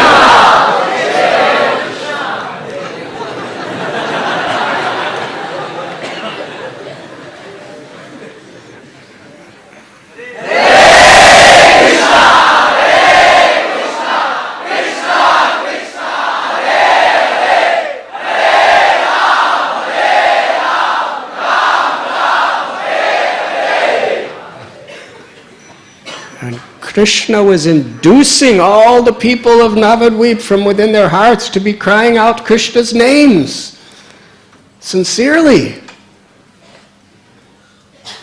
And it was at that most auspicious time, which was invoked by inauspiciousness, that Sri Chaitanya Mahaprabhu appeared within this world. On this day of Gaur Purnima, the most holy of all holy days, the day which invokes the greatest hope and the greatest opportunity in all of creation.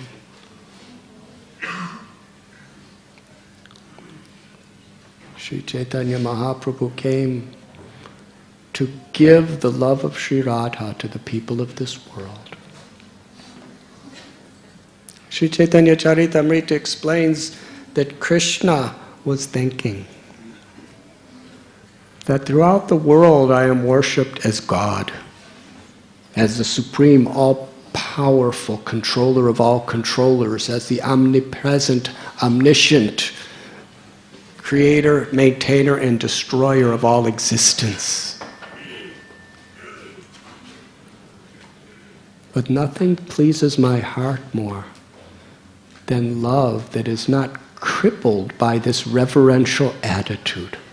Love that is above and beyond that, with the intimacy of the residents of Vrindavan. Yashoda Mai, she loves me as a mother, and she will bind me up with a rope. And the Gopas, they will wrestle with me, and they will make me carry them on my shoulders to show the world that they defeated me. And the Gopis, they will give me the highest pleasure by rebuking me with harsh words. Because it is an expression of the most deep intimacy of love. Raghunath Das Goswami explains that Krishna said, that even the most learned, pure-hearted Brahmins who chant prayers from the Vedas and Upanishads do not give Krishna as much pleasure as when the ladies of Vrindavan chastise him for his naughtiness. It's not that the love of Vrindavan is ignorance of God's supremacy. They have absolute full knowledge of God's supremacy. But beyond that, highest liberated state, Yogamaya. Yogamaya puts their understanding of Krishna's supreme powerful position in the background and puts his sweetness, his beauty, his playfulness totally in the foreground. And therefore they could love him as a friend, as a child, or as a lover. Lord Chaitanya, as Krishna, was thinking, I will descend into this world in the role of my own devotee, Sri Radha, to distribute her love everywhere. The love of the intimate sweetness of Vrindavan. That is the benediction that takes place on this day of Gaur Purnima. When a little boy was born, the news spread, and Srivas Thakur, his wife Malini, and Chandrasekhar and Malati, his wife, they all came to offer gifts and pujas and to perform kirtan for the pleasure of this little baby. And when they saw his beauty, they loved this child with the same exact love that they had for Krishna in their hearts, but they couldn't understand that he was Krishna. And interestingly, as soon as Lord Chaitanya was born, many miles away in Shantipur, Advaitacharya and Haridas Thakur, they felt a surge of ecstasy in their hearts. It wasn't like there was some flash news bulletin, the Lord is born. Today you have on internets and on televisions these flash news bulletins that interrupt the show and say, this just happened. They didn't need those things. They were so tuned in to Krishna in their hearts. They got this flash, ecstatic update that the Supreme Lord had descended. The moment Sri Chaitanya Mahaprabhu appeared from Sachi Devi's womb, Lord Advaitacharya and Haridas Thakur felt so much love surging in their hearts, the fulfillment of all their prayers. They danced, they leapt in the air, they were weeping, they were crying, their hairs were standing on end, they were embracing each other madly in front of everybody. And nobody could understand, what are they doing? Here's a great Brahmin and an untouchable, and they're embracing, and they're crying, and they're falling on the ground, and they're rolling, and they're screaming, and they're jumping, and they're chanting the holy names.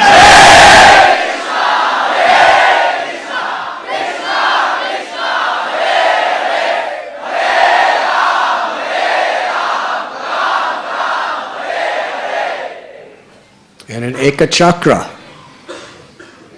little Nitai, he understood what happened. And the moment Lord Chaitanya appeared, Nityananda Balaramji, in ecstasy, roared.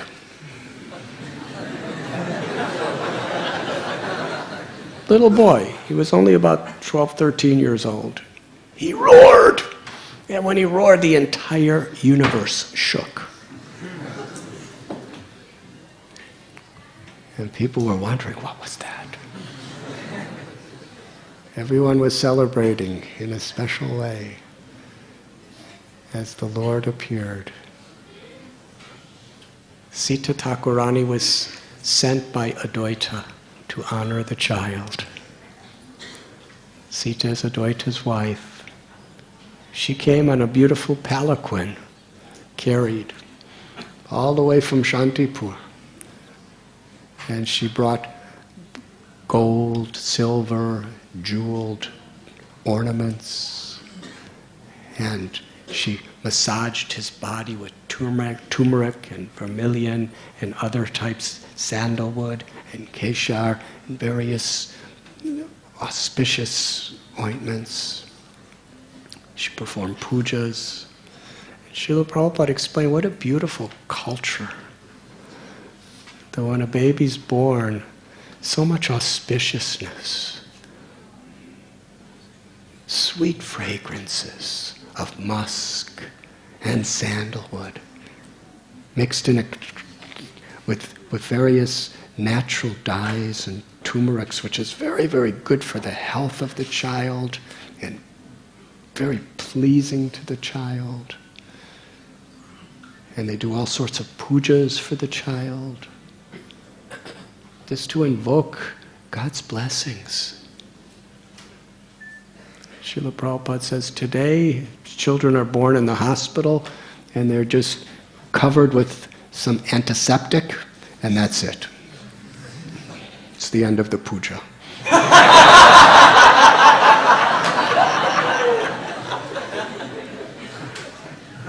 I'm not speaking against that because we have Bhaktivedanta Hospital, they probably do this. I never watched. They may do the same things. I don't know. Just give a little antiseptic. But it just shows how deep and sensitive the culture was in that time.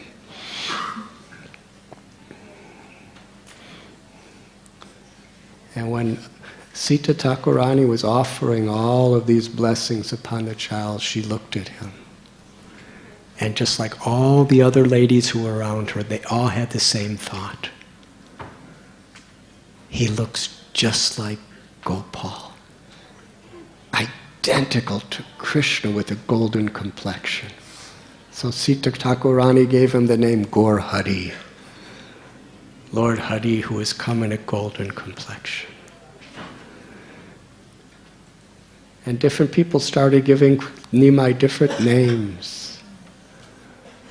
Because he was born under a neem tree. And because the neem tree is very auspicious. Srila Prabhupada explains the extract of the neem leaves is an Ayurvedic cure for leprosy.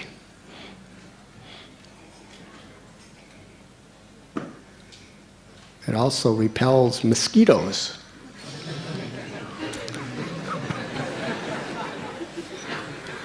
And it's good, Dr. Awa could give us a whole lecture about the advantages of neem. It's good for the teeth also. But traditionally, ghosts and evil spirits are afraid and repelled by the neem tree. And because 8 children had already died of Sachi Devi and Jagannath Mishra, in order to protect this beautiful newborn child who was born under the neem tree, Sachi Devi gave him the name Nimai. The neighboring ladies, Gaur Hari. The child was born. And the little baby, like other babies, sometimes would cry. And because everybody loved this child so much, it was Krishna. Parikshit Maharaj asked Shukadev Goswami, how is it possible? It's against human nature to love another person's child more than you love your own child. It's simply biologically illogical.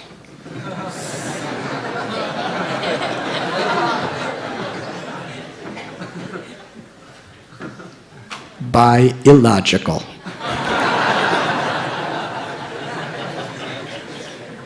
It's by illogically illogical. Thank you, thank you.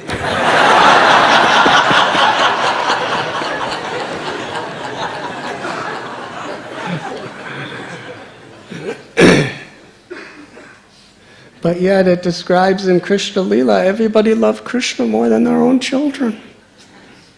And in the same way, in Navadvip, everybody, all the devotees, they loved Nimai more than they loved their own children. They loved Nimai more than they loved their homes. They loved Nimai more than they loved their own lives.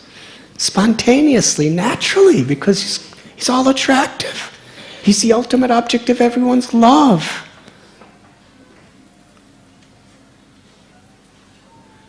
So to see the Lord crying was worse than death. And to please the Lord was the most precious and pleasurable thing in all in life.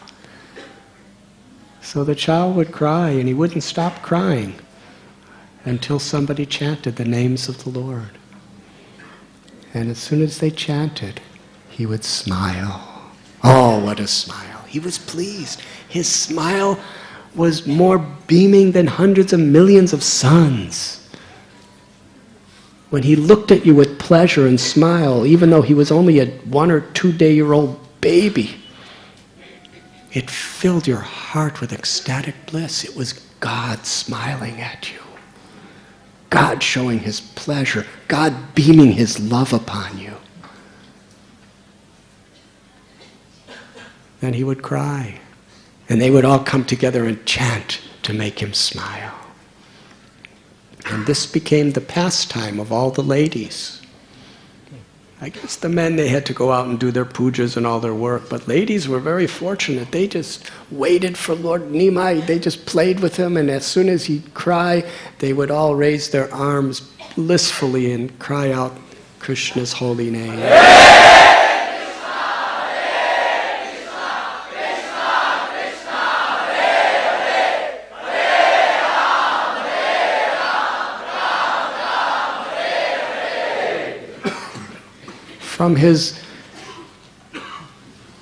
From the moment of his birth, he induced everyone to chant. And as a little baby, he was giving people a preview of his mission of descending into this world. To inspire people to chant the names of Krishna. Lord Chaitanya offered this beautiful prayer, Nam Nam Akari Bahuta Nija Sarva Shaktish Tatrapi Nanyamita Smaranena Kala. That Krishna is fully present within the name. All of his powers, all of his sweetness, all of his love is within the name. Namachintamani Krishna's Chaitanya Ras Vigraha.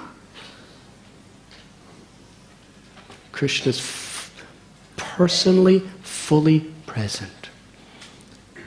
It's not that Krishna's just in his name. Krishna is his name. Shabda Brahma. Krishna is personally incarnation through transcendental sound vibration. Golokera Premadana Harinam Sankirtan. That the holy name is Krishna and Radha, Hare Krishna, that has descended in the form of this Maha Mantra from the spiritual world of Goloka into this world.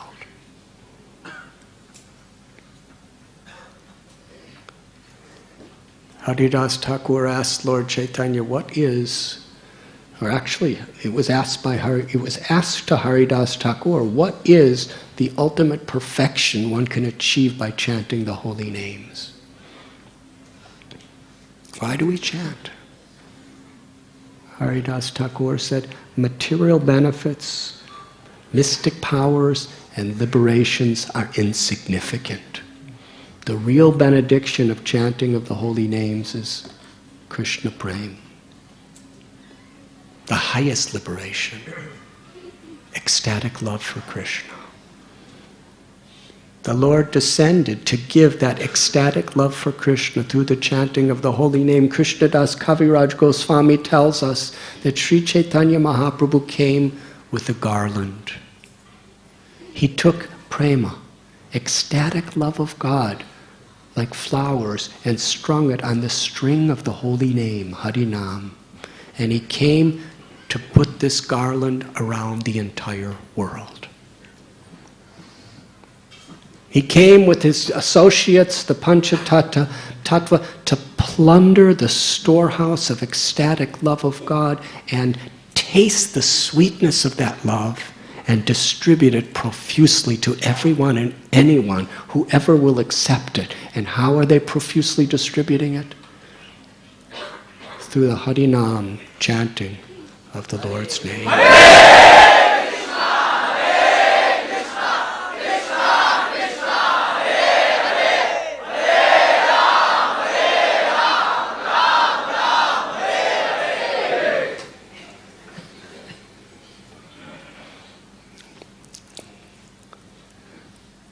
Nilambar Chakravarti performed the name-giving ceremony with the Lord and his relatives. And at that time, according to the calculations he did with the horoscope, he said, this child, he has descended into this world to nourish the entire universe with love of God. Therefore, I give him the name Vishwambar. And at that time, one pilgrim Brahmin happened to come into the room, and he explained his vision and his calculation. That this child is going to inundate the world with the perfection of life.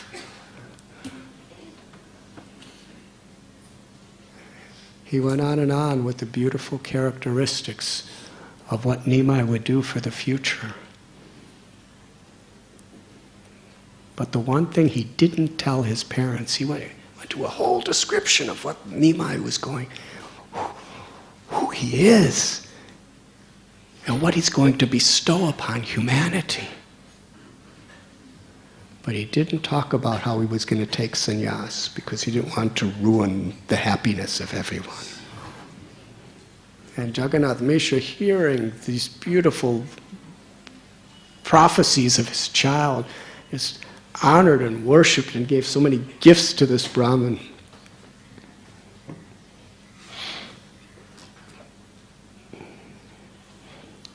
And during the name-giving ceremony, they put money, grains, weapons, and all different types of paraphernalia that indicate a person's inclinations for the future.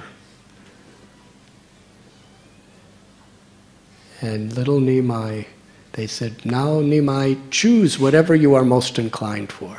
And he did not look at anything else. There were all kinds of trinkets, toys, this, that, money, coins. You know, little kids like to play with coins. They don't know their value, but they like. Nimai just crawled right to Srimad Bhagavatam and wrapped his arms around the Bhagavatam, and in great, great emotion he embraced it. Everyone was very happy to see. He was the very personification of Srimad Bhagavatam. That was during the first grains that was happening.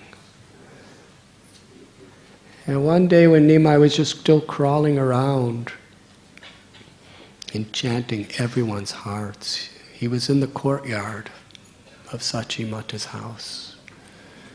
And a gigantic, extremely ferocious-looking serpent happened to crawl into the yard. And right in front of everybody, little Nimai grabbed the tail of the snake. And suddenly the snake wrapped himself around Nimai's body. And then the snake made a coiled up on the ground. And Nimai laid on top of him and smiled.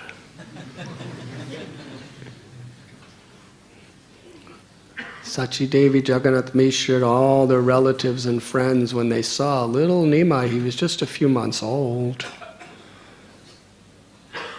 laying on the coils of this monstrous serpent, they were afraid to come too close, because if they disturbed the snake, he might eat the child, or bite the child, or strangle the child. So they kept distance. They felt totally helpless.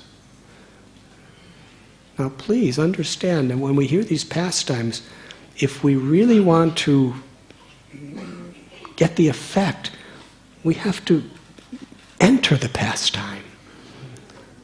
Not just like an observer.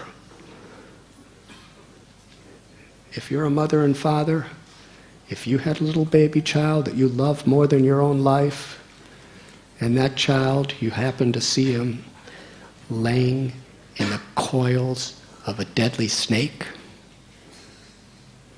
would you just be sitting in class smiling, thinking, oh, that's nice? That's quite interesting. What would your emotion be? Now, please understand, Nimai, let him be your child for now. He's your child, and you love him infinitely more than you love any of your own children. Is that possible? Yes. Nimai is your child. You're Jagannath Mishra. Even brahmacharis, you could play this.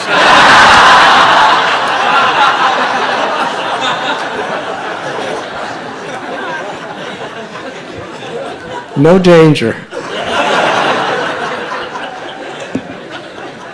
You're all Jagannath Mishras and Sachi Devis, and your own beloved little child Nimai you're seeing, and you don't know he's God. You know, now you're thinking, oh, he'll do healing. We already know the story.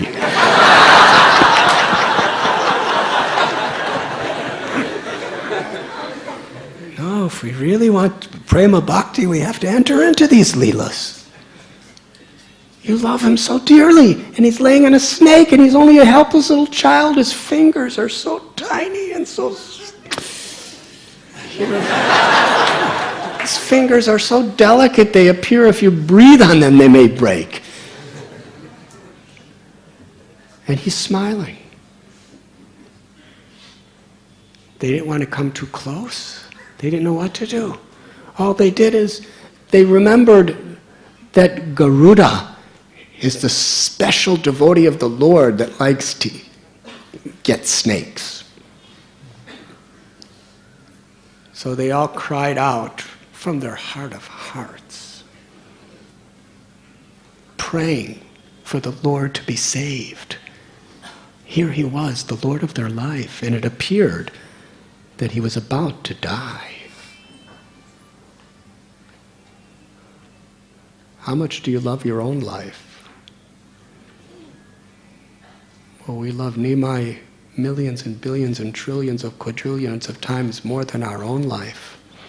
If your life is in danger, at risk, what is your emotion?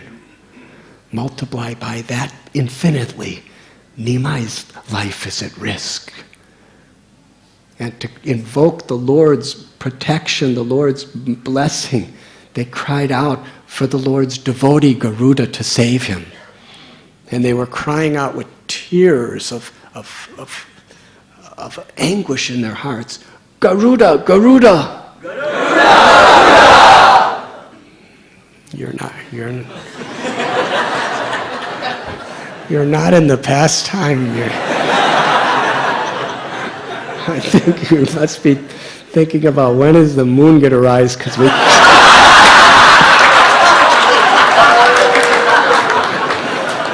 so we could break our fast.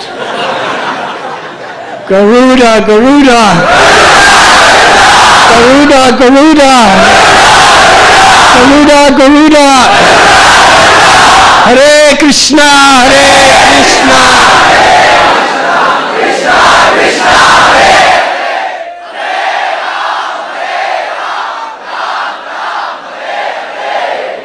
Much louder, please. Nimai's in the coils of a snake.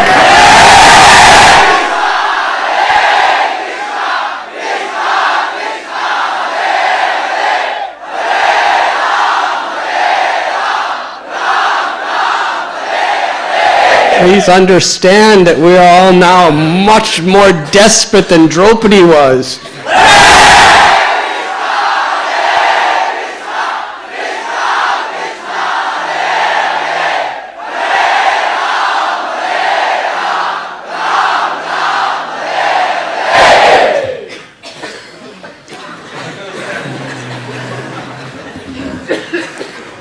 What they didn't know is that this was Anantashesha, who was coming to play with the Lord, his beloved.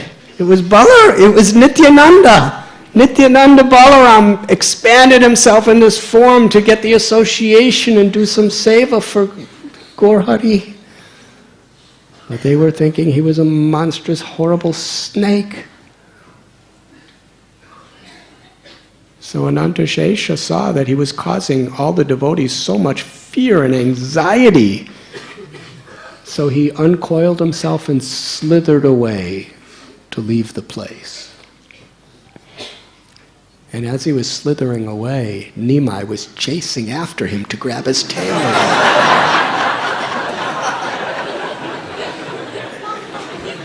But the relatives, as soon as they saw Nimai, they ran fast and scooped up little Nimai and picked him up and put him in the arms of Sachimata.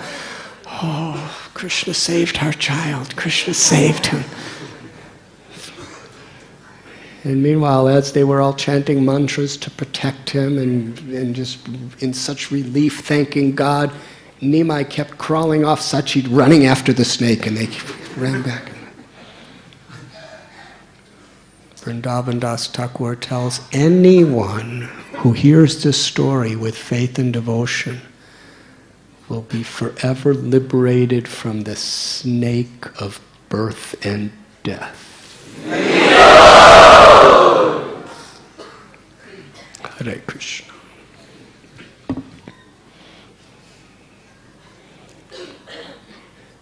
Nimai would induce all the young ladies and old ladies, all ladies of all ages, to sing the holy names.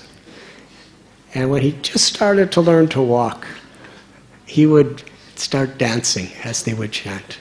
They would tell him, Nimai, dance, and he would dance. And they would chant, and he would dance, and they would chant, and he would dance. In this way, he was like their little puppet. The Supreme Lord, the controller of all controllers.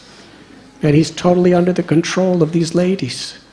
Dance, dance, Nimai. For their pleasure. And they would be laughing and laughing and laughing. And then you know what he did? Even though he just was learning walking. It describes that when he was first learning walking, he would hold on to a wall to try to balance himself, like this.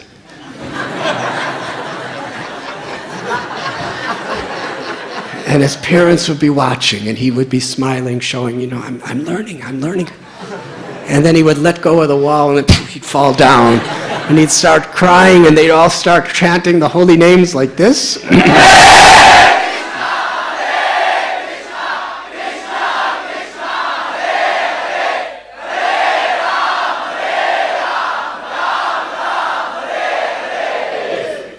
And then he would again hold on to the wall and let go and fall and cry, and everyone would chant, and he would smile, and eventually he learned how to walk on his own 2 tiny little lotus feet. Those little lotus feet, when he was just an infant child, before he even learned how to crawl, he was in a room, and Sachi Devi and Jagannath Mishra were in another room, and all of a sudden they heard all this noise, because Nimai got up and broke every pot in the house and was throwing everything in the kitchen on the floor. And when they came in, they saw, because he didn't even know how to, he was just a few weeks old. He was still sitting there. And they saw everything around him. How is this possible? Then they saw these little footprints. You know what they thought? They thought that some demon was trying to hurt Nimai. But because Nimai was so pious, he couldn't hurt him, so the demon ruined everything in the house. And one day they heard little ankle bells jingling. Where's that coming from? And they saw footprints with all the signs of Krishna on the footprints. And Jagannath Mishra said, "Did you put ankle bells on Nimai today?" She said, "No, I didn't put ankle bells, but there's ankle bells jingling." So they went and they saw little Nimai with no ankle bells. And she picked him up to feed him milk. And as she was feeding him milk, she looked on his feet and she saw the same footprints on his feet.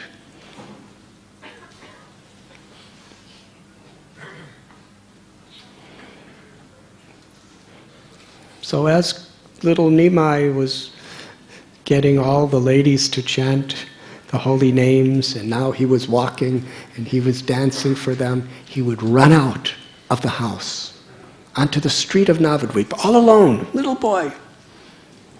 And he would beg people to give him bananas and coconuts. And he only had tiny little hands, so he could only hold 1 or 2 bananas at a time. So he'd go out, he'd beg for some bananas, and he'd run back, and for the ladies who were chanting for him, he'd give a banana. Then he'd run out and get a coconut and come and give another one a coconut. Then he'd run out and get some fused rice and give another one some fused rice. In this way, he was just pleasing their hearts so much. These were the same ladies who in previous avatar were gopis in Vrindavan. And in his previous avatar, Krishna was stealing butter and yogurt and ghee and everything from the gopis. But this time, he was going out and begging people and then carrying it back to give them gifts of luscious foods, to reciprocate with their love, and to show the world how much he is obliged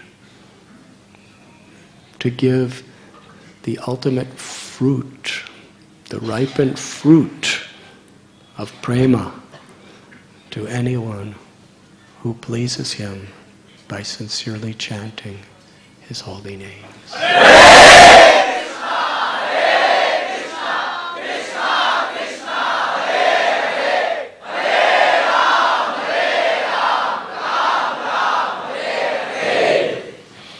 One day little Nimai was just tiny little boy, just walking.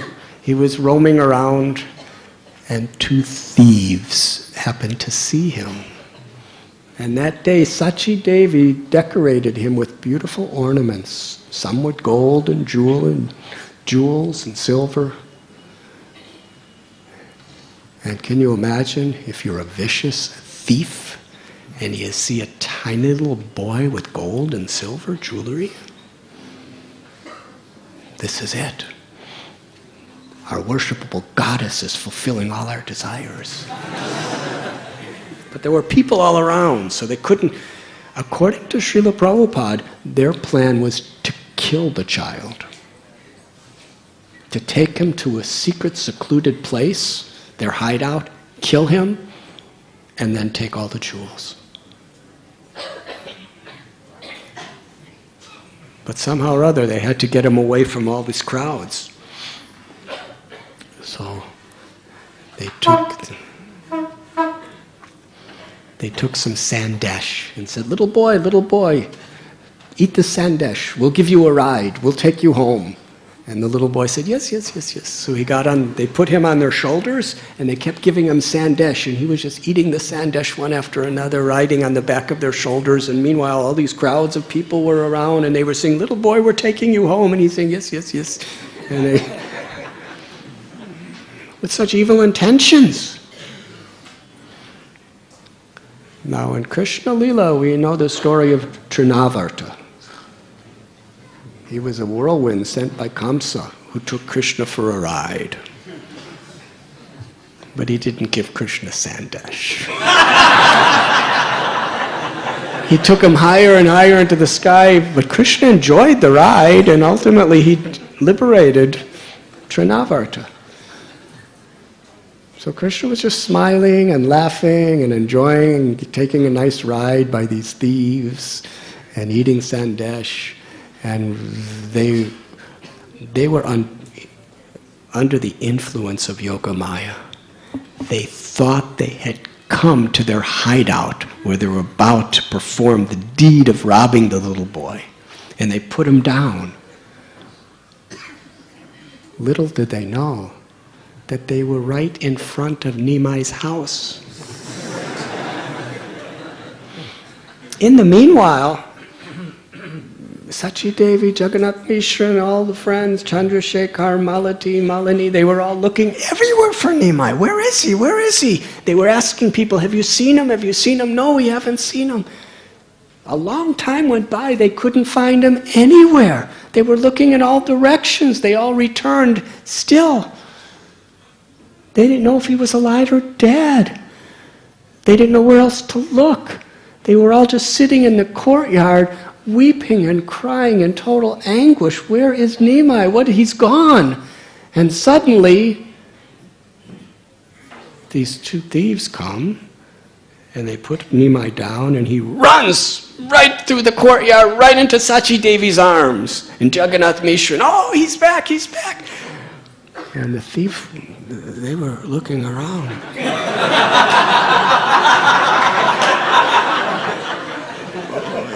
This isn't our hideout. This is Nimai's house. How did we get here? What happened? So they very discreetly saw that everyone was so much celebrating Nimai's arrival, nobody was looking at them, so they very, very discreetly ran away as fast as they could. And Jagannath Mishra asked Nimai, what happened? Where were you? And Nimai said, I was roaming through Navadvip and I got totally lost, and these two nice men, they picked me up and they carried me back home. And Jagannath Mishra said, well, we will give them a beautiful silken turban as an award to honor them. But then they couldn't find them anywhere.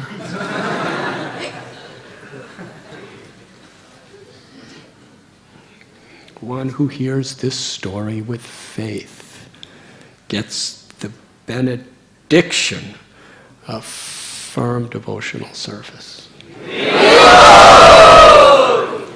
And Gaur Hari, just as the thieves tried to steal Hari, tried to steal he who steals,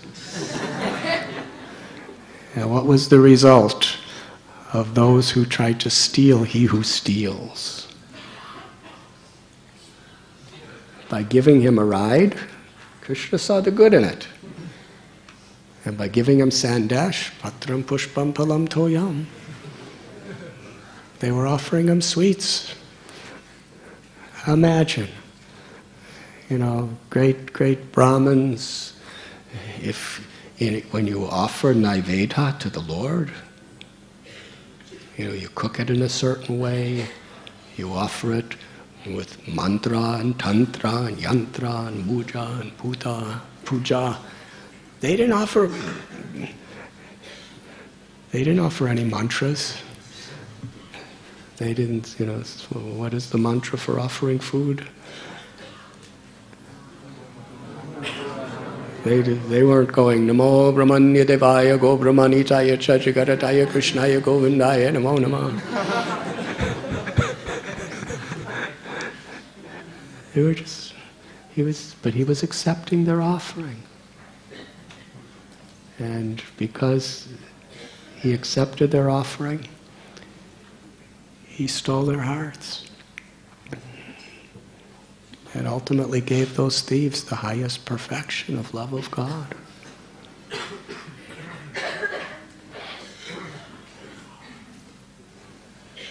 One day, little Nimai was given by his mother some nice sandesh and fused rice and some shredded coconut and very, very nice tasty things to eat.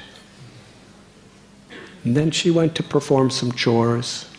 She came back and she saw that Nimai just left the whole plate of the sweets and the coconuts and the rice, and he was eating dirt. Sachimata was beside herself with grief. She said, Nimai, why are you eating dirt? I've given you all these nutritious sweetmeats. Why are you eating dirt? And little Nimai looked at her. By this time he learned how to talk very sweet, broken words. He said, Mother, there's no difference between dirt and sweetmeats and rice. Because after all, sweets and rice are all coming from dirt. So why should I discriminate between dirt and these things? It's all one. So I'm eating dirt. Sachi Devi said, where did you hear this crazy philosophy?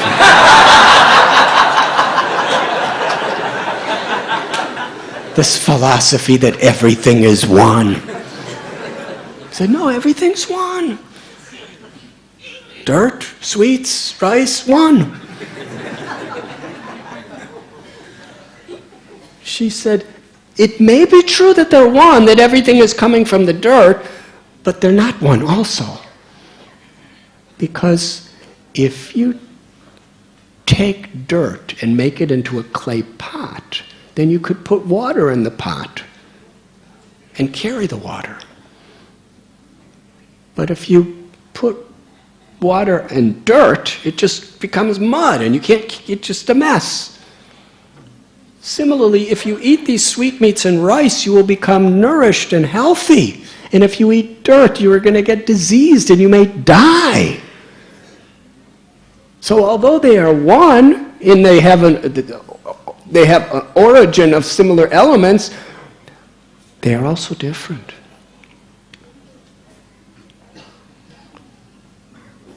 This is practical.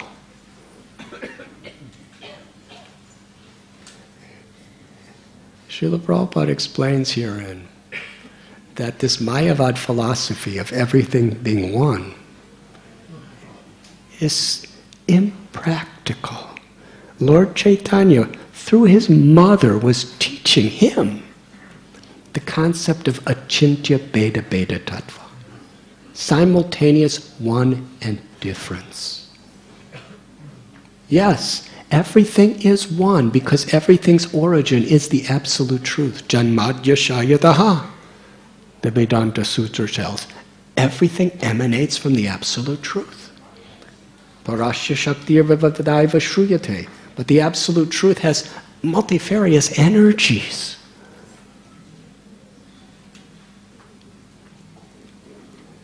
The distinction of the variegatedness within the oneness is what facilitates bhakti and prema.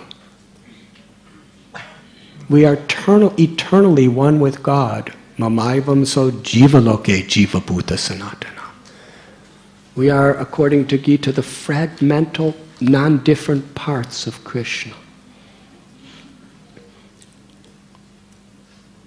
Jivera swarupor krishnera nityadas. But it is the nature of the part to serve the whole. We are eternally one with Krishna, but in the role of eternal loving servants of Krishna. We are eternally one with each other. We are of the same substance and of the same origin. But yet we are all individual. Natvevaham jatunasam natvam ne me janadaba. Krishna tells in Gita, never was there a time when I did not exist, nor you, nor all these kings, nor in the future shall any of us ever cease to be. Nityo nityanam chaitanas chaitananam eko bahunam yo vidadati kaman. There is one supreme eternal, and there are infinite eternals who are all subordinate eternally to that one supreme eternal. The variegatedness in the spiritual platform is not to make us less than God. Why would God do that? In the sense that God expands himself into infinite jivas.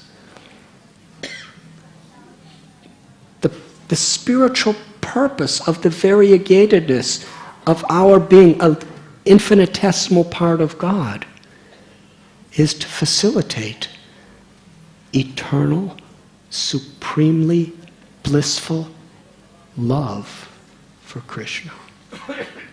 Krishna's infinite love to each of his parts and parcels, and the infinite parcels' love for Krishna. The dynamics of that prema is the highest revelation of the absolute truth. Achintya beda beda tattva.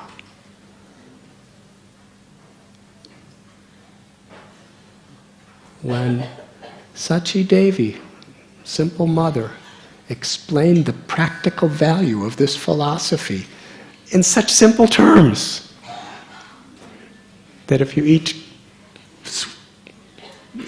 this, nice sweets, you're going to become healthy, and if you eat dirt, you're going to be diseased. Who told you this crazy philosophy? It's one. It's one, but it's different. Simultaneously. And when Nimai heard this, he smiled and said, thank you for this very practical philosophy. Then he crawled on her lap and said, from now on, I'm just going to drink the milk from your breast. And she gave him her milk, and he drank it, and he smiled very happily.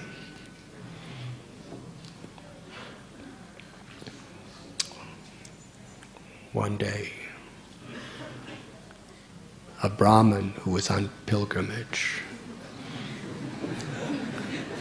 came to the house of Jagannath Mishra. And when Jagannath Mishra saw him, he was so grateful. This Brahmin, he was such a pure-hearted devotee, he had a deity of Gopal that he carried around his neck. And he was constantly remembering Gopal, constantly chanting the names of Gopal, and everything he would eat, he would offering it love to Gopal.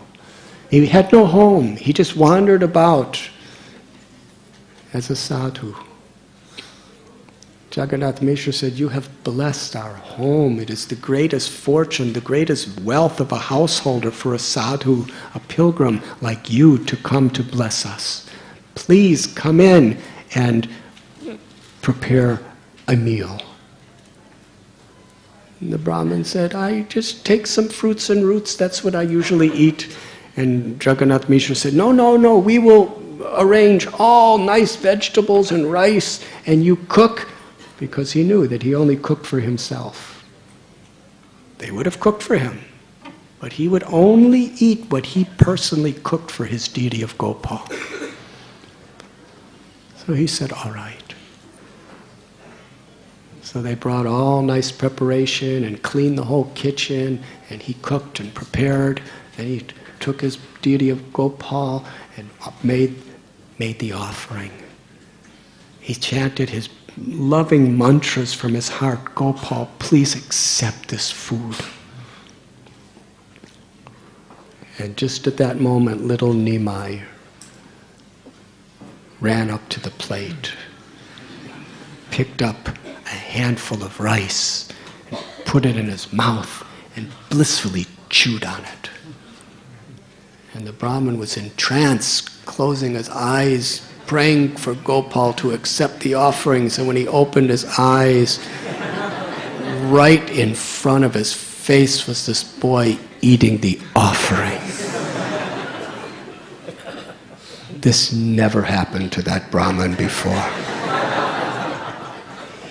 Shocked, he cried out, "Hi, hi!"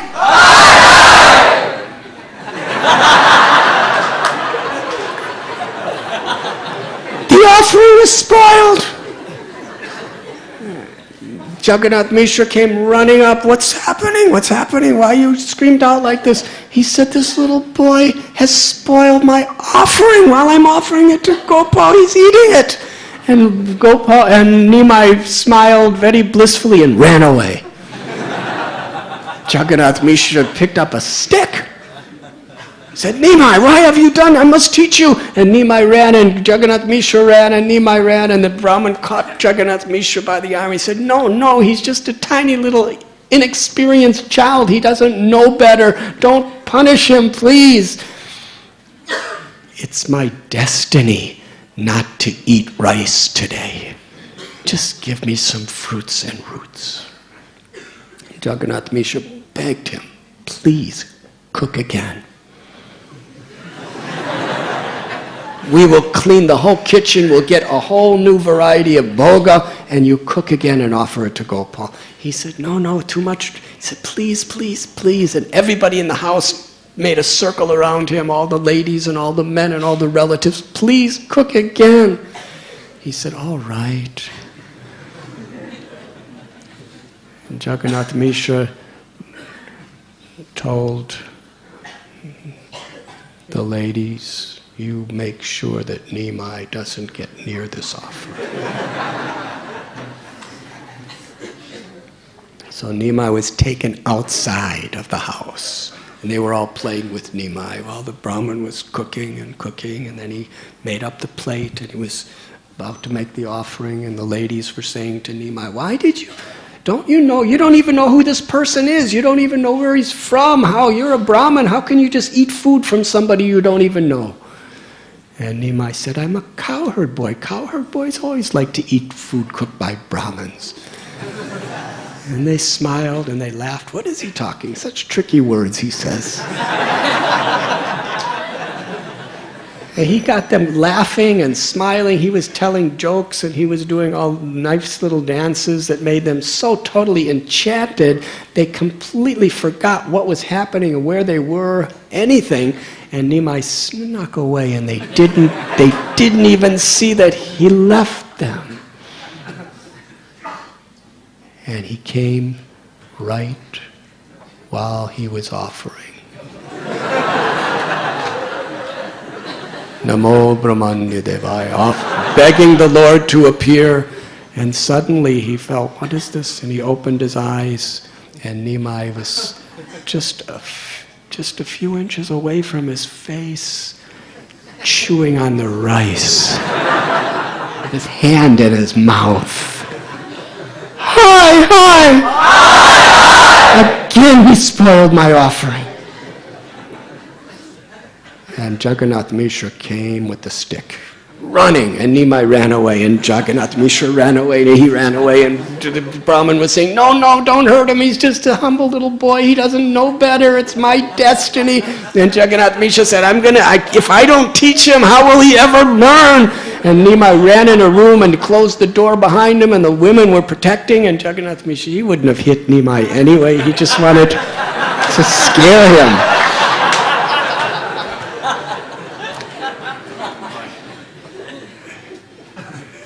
And now Nimai was in a room, the door was closed, and Jagannath Mishra said, "Please cook again."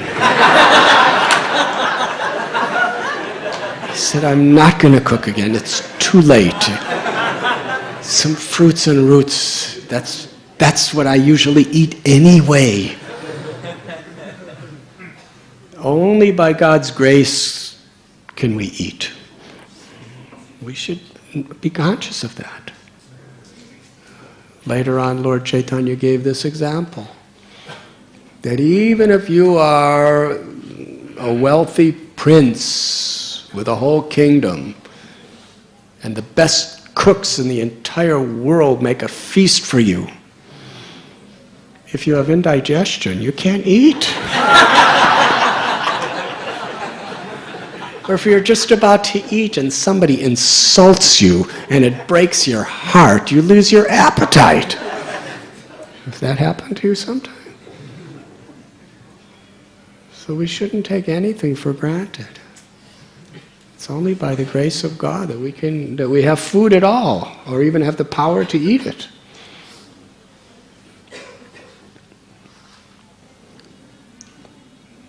So Jagannath Mishra was pleading, please cook again.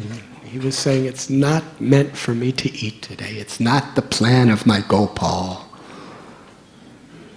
So he refused. And at that moment, Nimai's elder brother, Vishwarup, entered the room. He's Nityananda Balaram expansion. So beautiful. And he had such humble characteristics. As soon as the Brahmin saw Vishwarup, he said, whose son is this? They told him, Jagannath Mishra's son. And Vishwarup, so gentle, respectfully bowed at the feet of the Brahmin. And he said, we are so fortunate that you have come to bless our house, but we are so unfortunate that you're our guest and you haven't eaten. Please cook again. He said, I've already tried it twice and now it's late at night. And Vishwarup said, it's not so late. And he begged and fell at the Brahmin's feet, please cook. And everybody else in the house fell at his feet and begged, please. And he said, all right, I will cook. Jagannath Mishra said, where is Nimai? The lady said, he's in the back room sound asleep. There is no worry. So he was in the room sound asleep, and from outside, Jagannath Mishra bolted the door. The Brahmin cooked. Just when he was about to make the offering, Yoga Nidra, not Yoga Nidra, Nidra Devi, the goddess of sleep, entered the house. And Sachimata, Jagannath Mishra, everybody fell asleep. Sound sleep.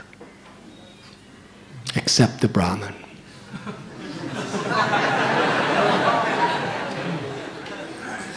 He made the offering. He chanted the mantras, he did his yantras and his mudras.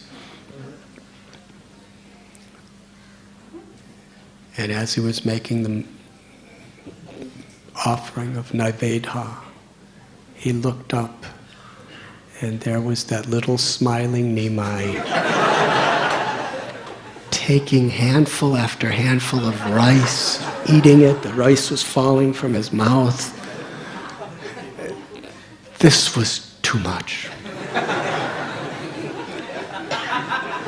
It's already after midnight. He cried out louder than ever, hi, hi! But everyone was asleep.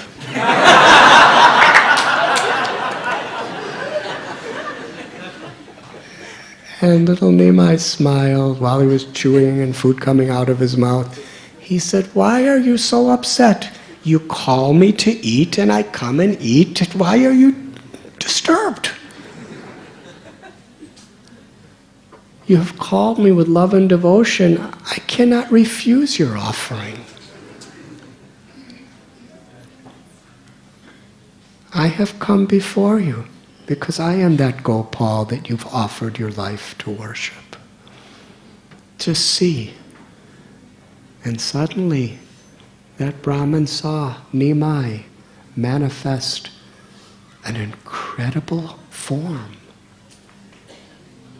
He was Krishna with 8 arms.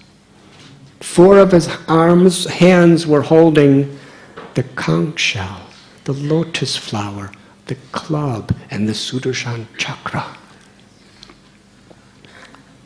2 of his hands were playing a flute, and one hand was holding a pot of butter, and the other hand was eating it. He saw his complexion was dark, like a beautiful, beautiful bluish monsoon rain cloud. His eyes were like fully blossomed lotus petals. His lips were ruby red, like the bimba fruit. He was standing in a 3-fold bending form.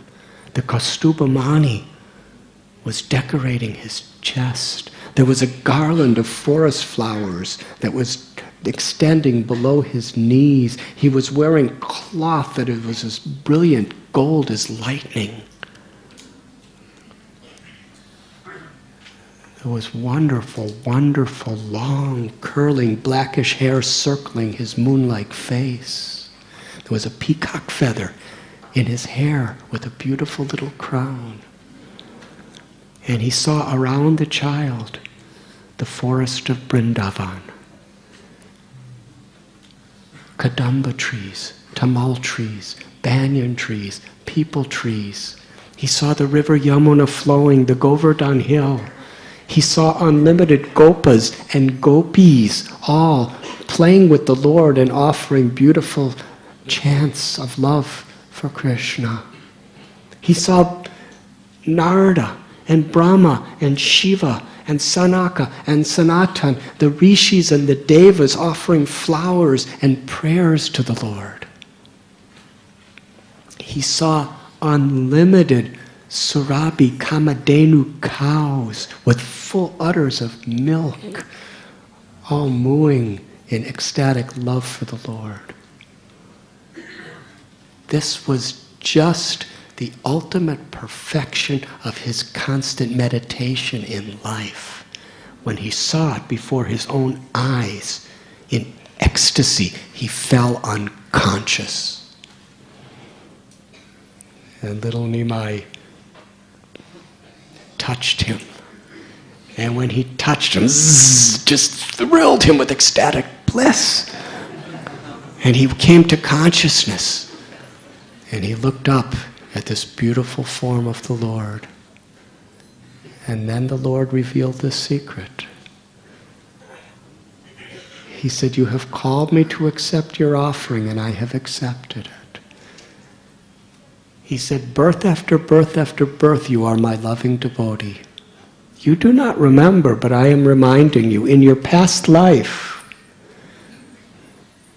you were a pilgrim Brahmin that came to Gokul Mahavan, to the house of Nanda and Yashoda. And at that time,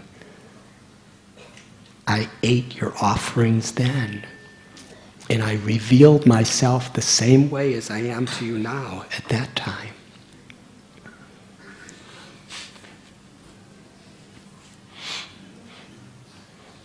He said, "Because you worship me with the love of your heart, your offerings are irresistible. They attract my heart. I always come to accept what you offer me. And today I have come to fulfill all of your desires.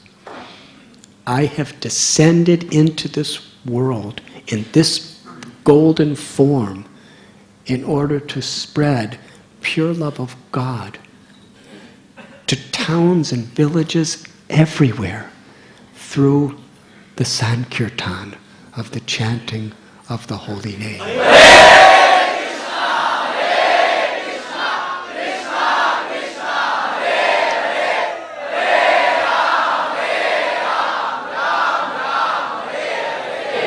Now you please remain in Navadvip for some time and watch my beautiful pastimes. But do not tell anyone who I am or what you have seen.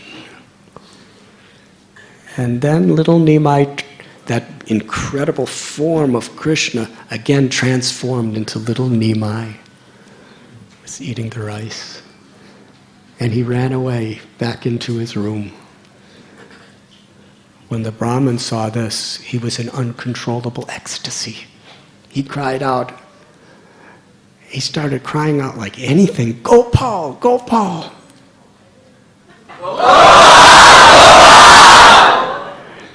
And as he was just intoxicated chanting Gopal's name, he took that rice that Nimai was eating, and not only did he start eating it, but he was so beside himself in happiness.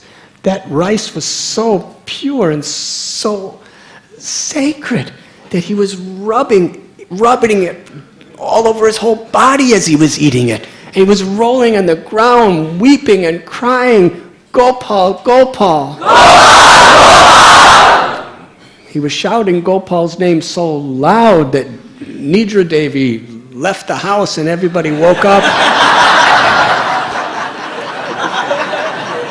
Jagannath Mishra, Sachi Devi, and all the family came running, and they saw him rolling on the ground with rice all over his body, crying Gopal, and what's happening to this Brahmin? And when he saw them, he became very sober.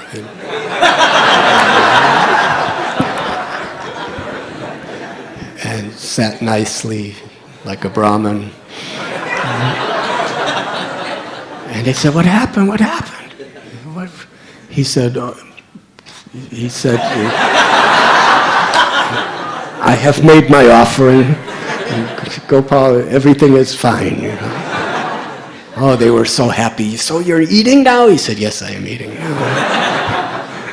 Somehow he was restraining his ecstasies, and he wanted so bad from the core of his heart. He was thinking, if I tell them that the Supreme Personality of Godhead, Krishna, my beloved Gopal, the Lord of all the universes, the beloved of Nanda and Yashoda, Nandana, Yashoda, Nandana, Vrindavan, Chandra, is living in their houses, their little boy, they'll be liberated forever. But they just think he's an innocent little child. I have to tell them, but I can't tell them.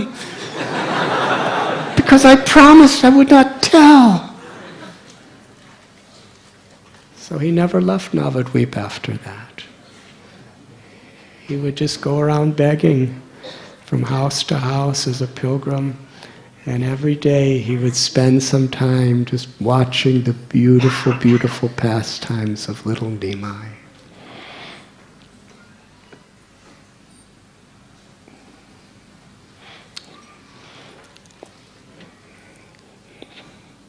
One day it was Ekadasi, so there were no grains. And Nimai was crying. So everybody knew what to do when Nimai cried. They chanted the holy names. But as they chanted, Nimai cried louder. This was very strange. It never happened like this before. He cried louder, they chanted louder.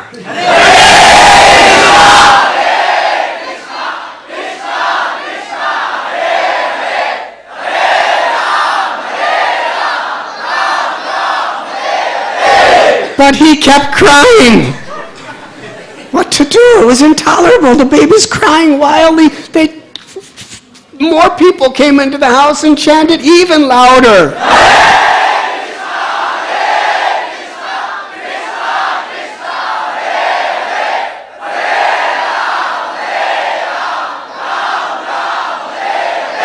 Nimai cried more intensely. Finally, Jagannath Mishra said, "My son, my child, my beloved, why are you crying?" And little Nimai became sober. He said, "Because I want the food that is being offered to Vishnu at the house of Hiranya and Jagadish Pandit. Otherwise I will cry."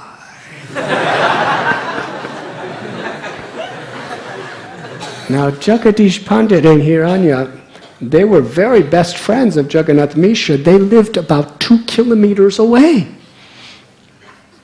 But little Nimai wants the food that's offering to Vishnu. So Jagannath Mishra had to go all the way there. and said, I don't know what's happening here, but my little son wants the food that you're offering to Vishnu, otherwise he's going to cry. He's crying for your food. And Jagadish, Hiranya, they were shocked. It was too much amazing to them. Because it was Ekadasi, and on that day, special, they had prepared an entire feast for Lord Vishnu. How possibly could this little child know about this?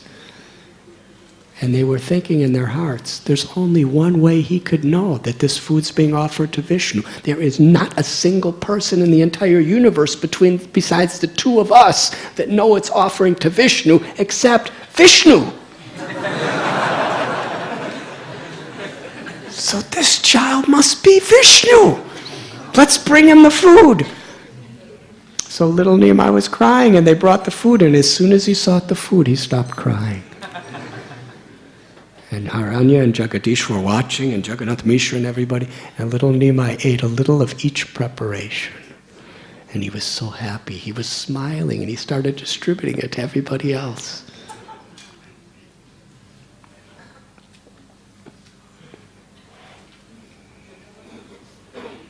One day, should I end? No.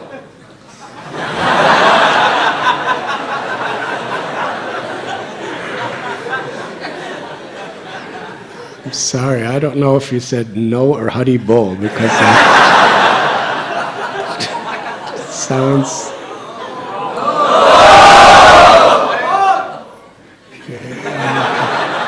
Well, it's just... So if you want me to continue, say Hari Bol. Okay, I don't know if you said no or Hari Bol. But because you're laughing, I'll continue.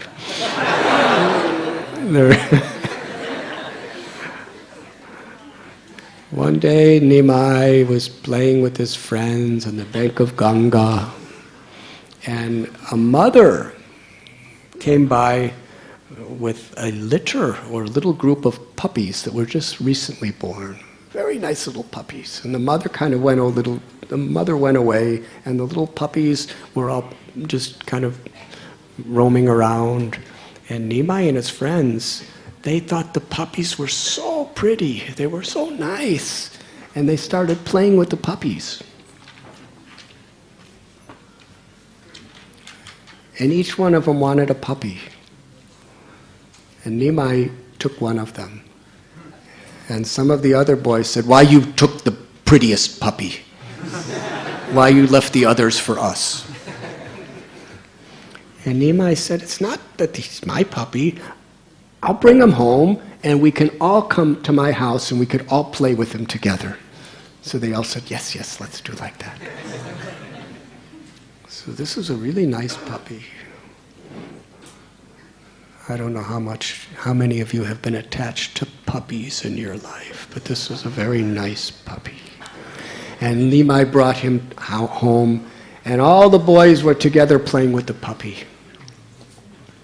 But one of the boys was angry. He said, Nimai, why you took the best puppy and not for us? And Nimai said to him, why are you always complaining and criticizing others? Why don't we just be united and play together? And this other boy said, because you took the best puppy. And he ran out of the house. And then Sachimata, meanwhile, was with her friends bathing in the Ganga. And as they were coming home, Sachimata was heading back to the home. This one boy ran up to Sachi Devi and said, your son Nimai has brought a dog into your house. A dirty dog, and he's playing with him. He's holding the dog on his shoulders and in his face. Sachi said, my son would never do that. He said, well, go home and see. So he went home. Sachi Devi came home, and there she saw little Nimai with the puppy on his head and the puppy on his shoulders, and he was playing with puppy, and Sachi Devi was shocked. She said, Nimai, what are you doing? This is the house of a Brahmin. This is the house where we make offerings to Lord Vishnu. This puppy is dirty. You are ruining the reputation of a whole family and dynasty of Brahmins who believe in suchi, cleanliness. And Nimai said, Mother, I like this puppy. He's so nice.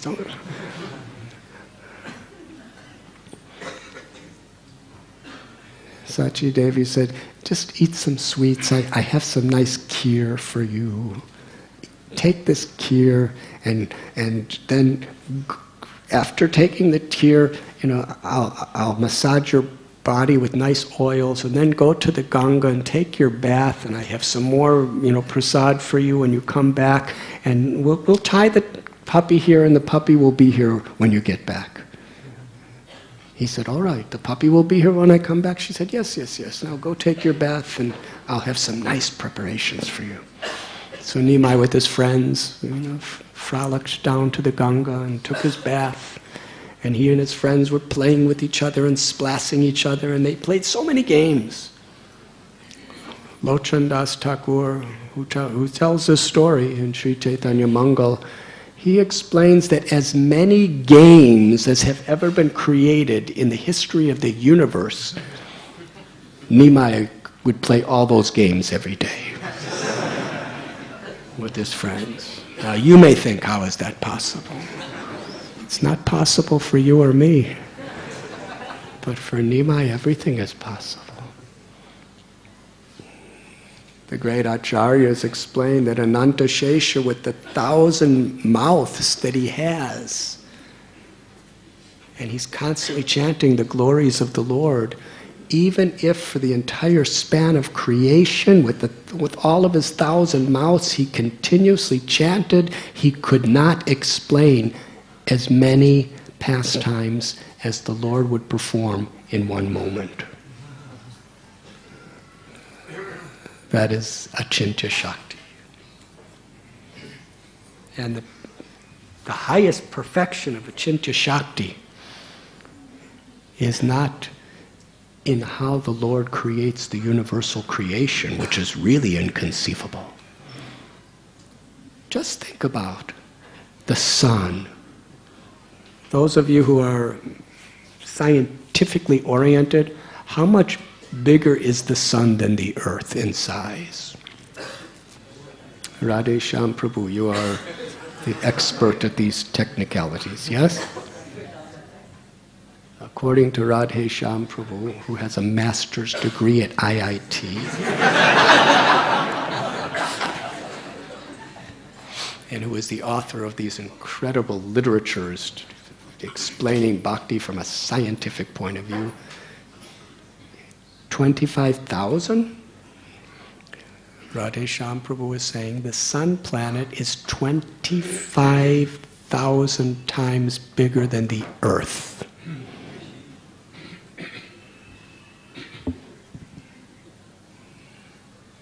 And in this whole earth planet, which is just 1/250,000th the size of the sun, what is Mumbai in size? And in Mumbai, where there's how many people, Radhe Shyam Prabhu?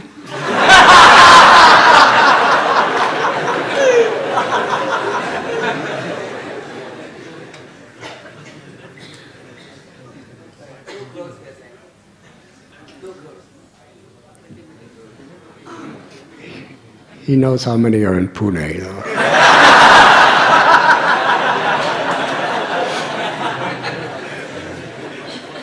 Radhe Shyam Prabhu is authoritatively speculating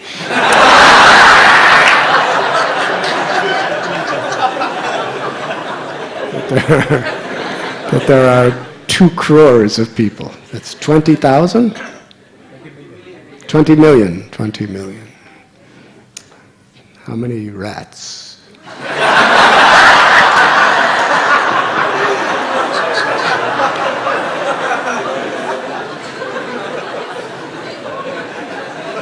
Yes.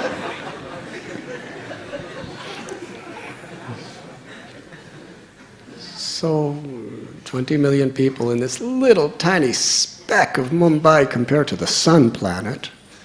And yet, who are we? We're one of those little people. Yes? And this body, and as far as you as the jiva, you're 1/10,000th the size of the tip of a hair. Hari Hari. God is great. And yet, when this one little 10,000th tip of a hair, the jiva, when you awaken love for Krishna, Krishna's conquered by your love.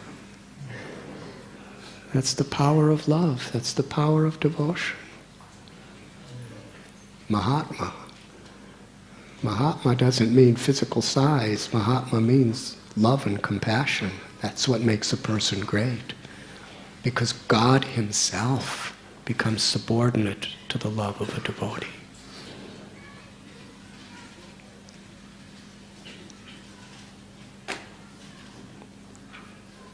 So, Lord Chaitanya was playing with his friends, splashing each other, laughing, swimming around. And while he was gone, Sachimata untied the puppy. Because, you see, if we look into this Lila a little deeper, Sachimata's a mother. So she sent the puppy back to his mother.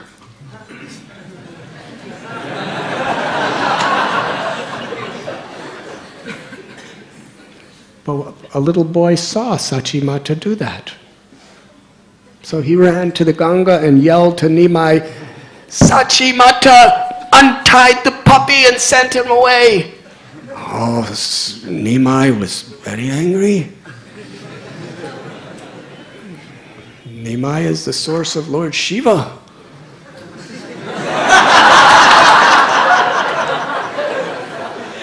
You know what happened when Kamadev tried to disturb Shiva and through his third eye he burned Kamadev to ashes? And little Nimai was angry. He came storming back, trembling in a fury, and saw that the puppy wasn't there. Said, "Mother, where is the puppy? You know how much I love this little puppy. You know how much this puppy was giving me so much happiness. Why did you let go of this puppy?" And Sachi Devi said, "Oh, where's the puppy? Puppy's gone. This puppy must have got away, but we will find the puppy. I'll find the puppy for you. Right now, Nimai, let me put on nice clothes for you and eat your kheer and eat your sweets and be happy." So then she put a sweet ball right in Nimai's mouth. And Nimai ate the sweet ball. And within a couple days, whatever happened to that puppy, it is revealed in the Holy Scriptures. That little puppy was in the middle of the town of Navadvip. It was just about this big. And he got on his back paws and lifted his front paws and started crying out the names of Radha Krishna. He was crying out, "Radhe Govinda, Radhe Govinda, Radhe Govinda, Radhe Govinda." And as he was chanting the names of Radha Govinda right in front of everybody's eyes, torrents of tears were pouring from his little puppy eyes. And all of his hairs were standing on it. And puppies have lots of hairs. They were standing straight up like the thorns of the shamuli tree. They were standing up, and his limbs were trembling, and with a choked voice, that little puppy was... little puppies have high voices. Like they bark like... He was crying out, Radhe Govinda! Radhe Govinda! Hare Krishna, Hare Krishna!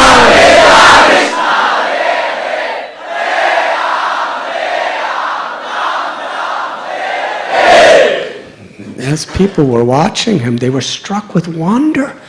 He was inducing everybody to chant the names of Radha Govinda. And suddenly, right in front of their eyes, the little puppy, Radhe Govinda, fell to the ground, lifeless. He was dead, physically. What happened? Krishna tells us in Gita, Andakale chamameva smaran vakva kalevaram. One who remembers me at the time of death attains me without fail. Suddenly, a magnificent airship made out of celestial gold with beautiful domes descended from the spiritual sky. And residents of the spiritual world picked up this little puppy and put him on the airship. And right when he touched it, he manifested his original spiritual form, his Siddhadeha. They put him on a jeweled throne, and Gandharvas were singing, and Kinnaras were waving yak tails. And in his completely liberated body, the airship was bringing him back to Goloka Vrindavan, the spiritual world.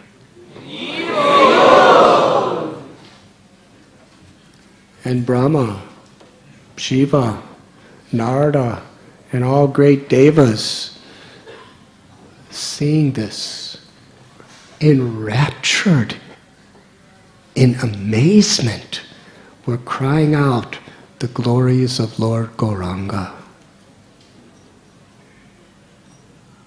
As a little child, Nimai, nobody even knows who he is.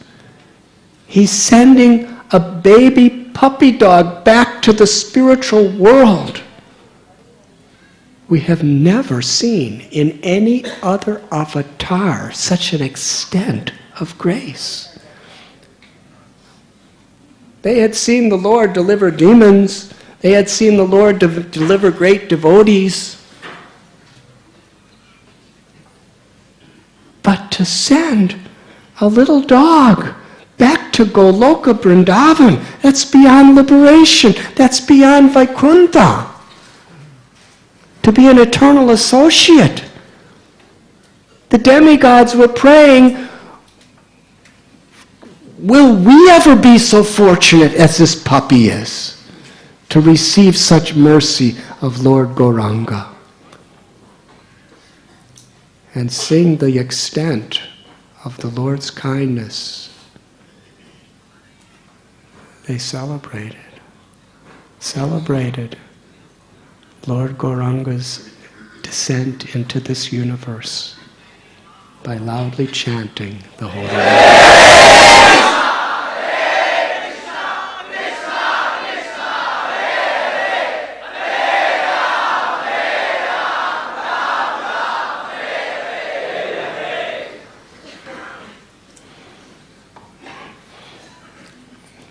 One day Nimai was naughty, and Jagannath Mishra chastised him. That night, a very illuminating celestial personality in the form of a Brahman appeared to Jagannath Mishra in a dream. It wasn't exactly a dream, it was a vision. He said, you do not understand. Your child is the absolute truth, the cause of all causes. He's the supreme personality of God, and he's the Lord of all lords. You should not chastise him like that. And Jagannath Mishra, in his parental affection, told the Brahmin, I don't know who he is, but all I know is he's my son. And if I don't teach him how to behave, how will he ever learn? This is the beauty of the Lila of the Lord, of how he facilitates his devotee to love him as a parent, as a friend, as a lover.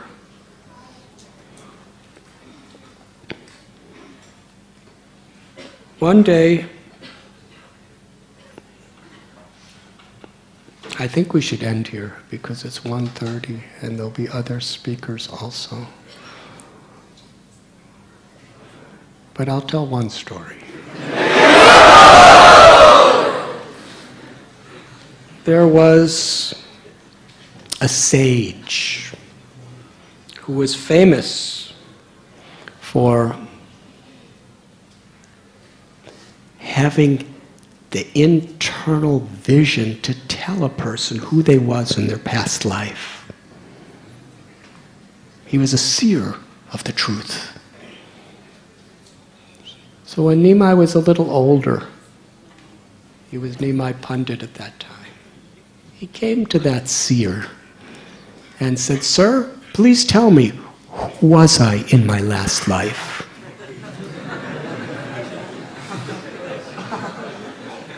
So the seer closed his eyes and chanted his mantra to his Ishtadev to reveal who is this boy in his past life.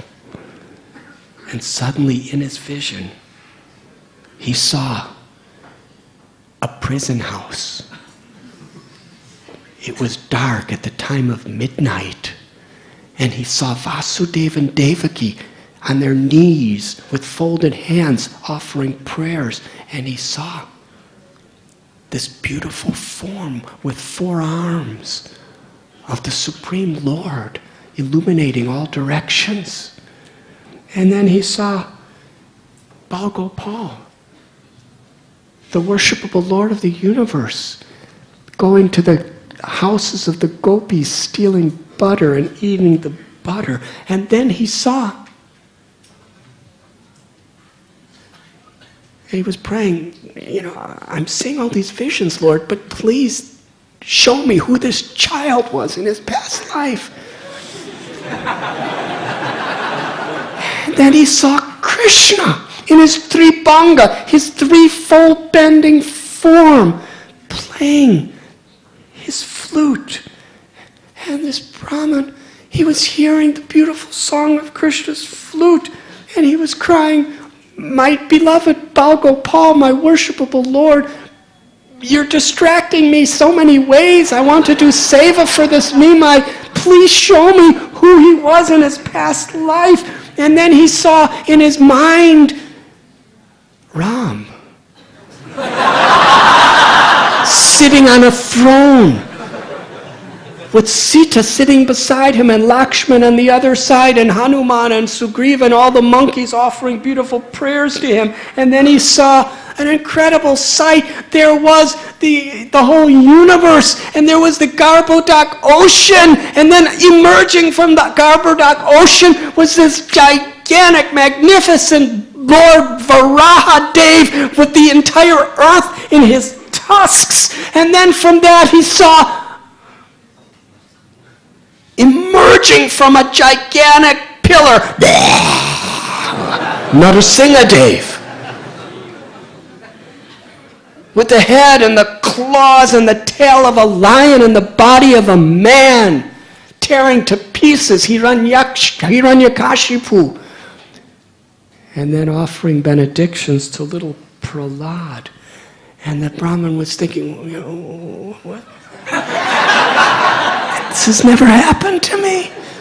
Who is this boy? Who is this boy? And then he saw this little from Narasimhadev transformed into a little boy who was holding an umbrella and a begging bowl, going up to Bali Maharaj and begging him for charity.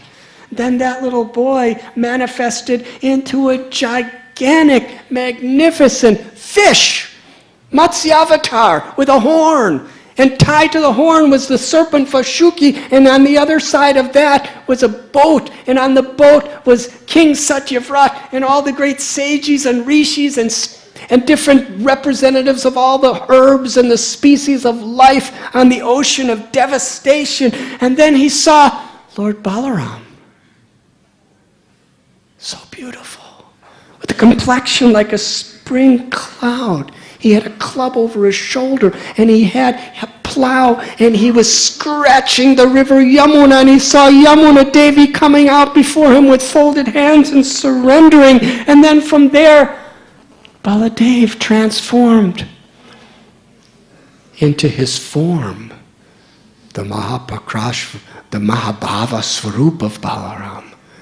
He saw Jagannath, Baladev, and Subhadra giving their magnificent darshan, liberating the entire world with their own attractive, transcendental features. The Brahmin was seeing Jagannath, Baladev, Subhadra worshiping him, and then he cried out. He was totally bewildered as he was worshiping Jagannath, Balaram, and Subhadra in his mind, in his heart of hearts. Nimai spoke and said, "Oh mystic, oh sage, who am I? Who was I? What are you seeing? Why don't you tell me?" The sage was totally bewildered. He came out of his trance and looked at little Nimai and said, "Let me analyze carefully and come back later today and I will tell you." Shri Gauranga Mahaprabhu ki Jai. Thank you very much.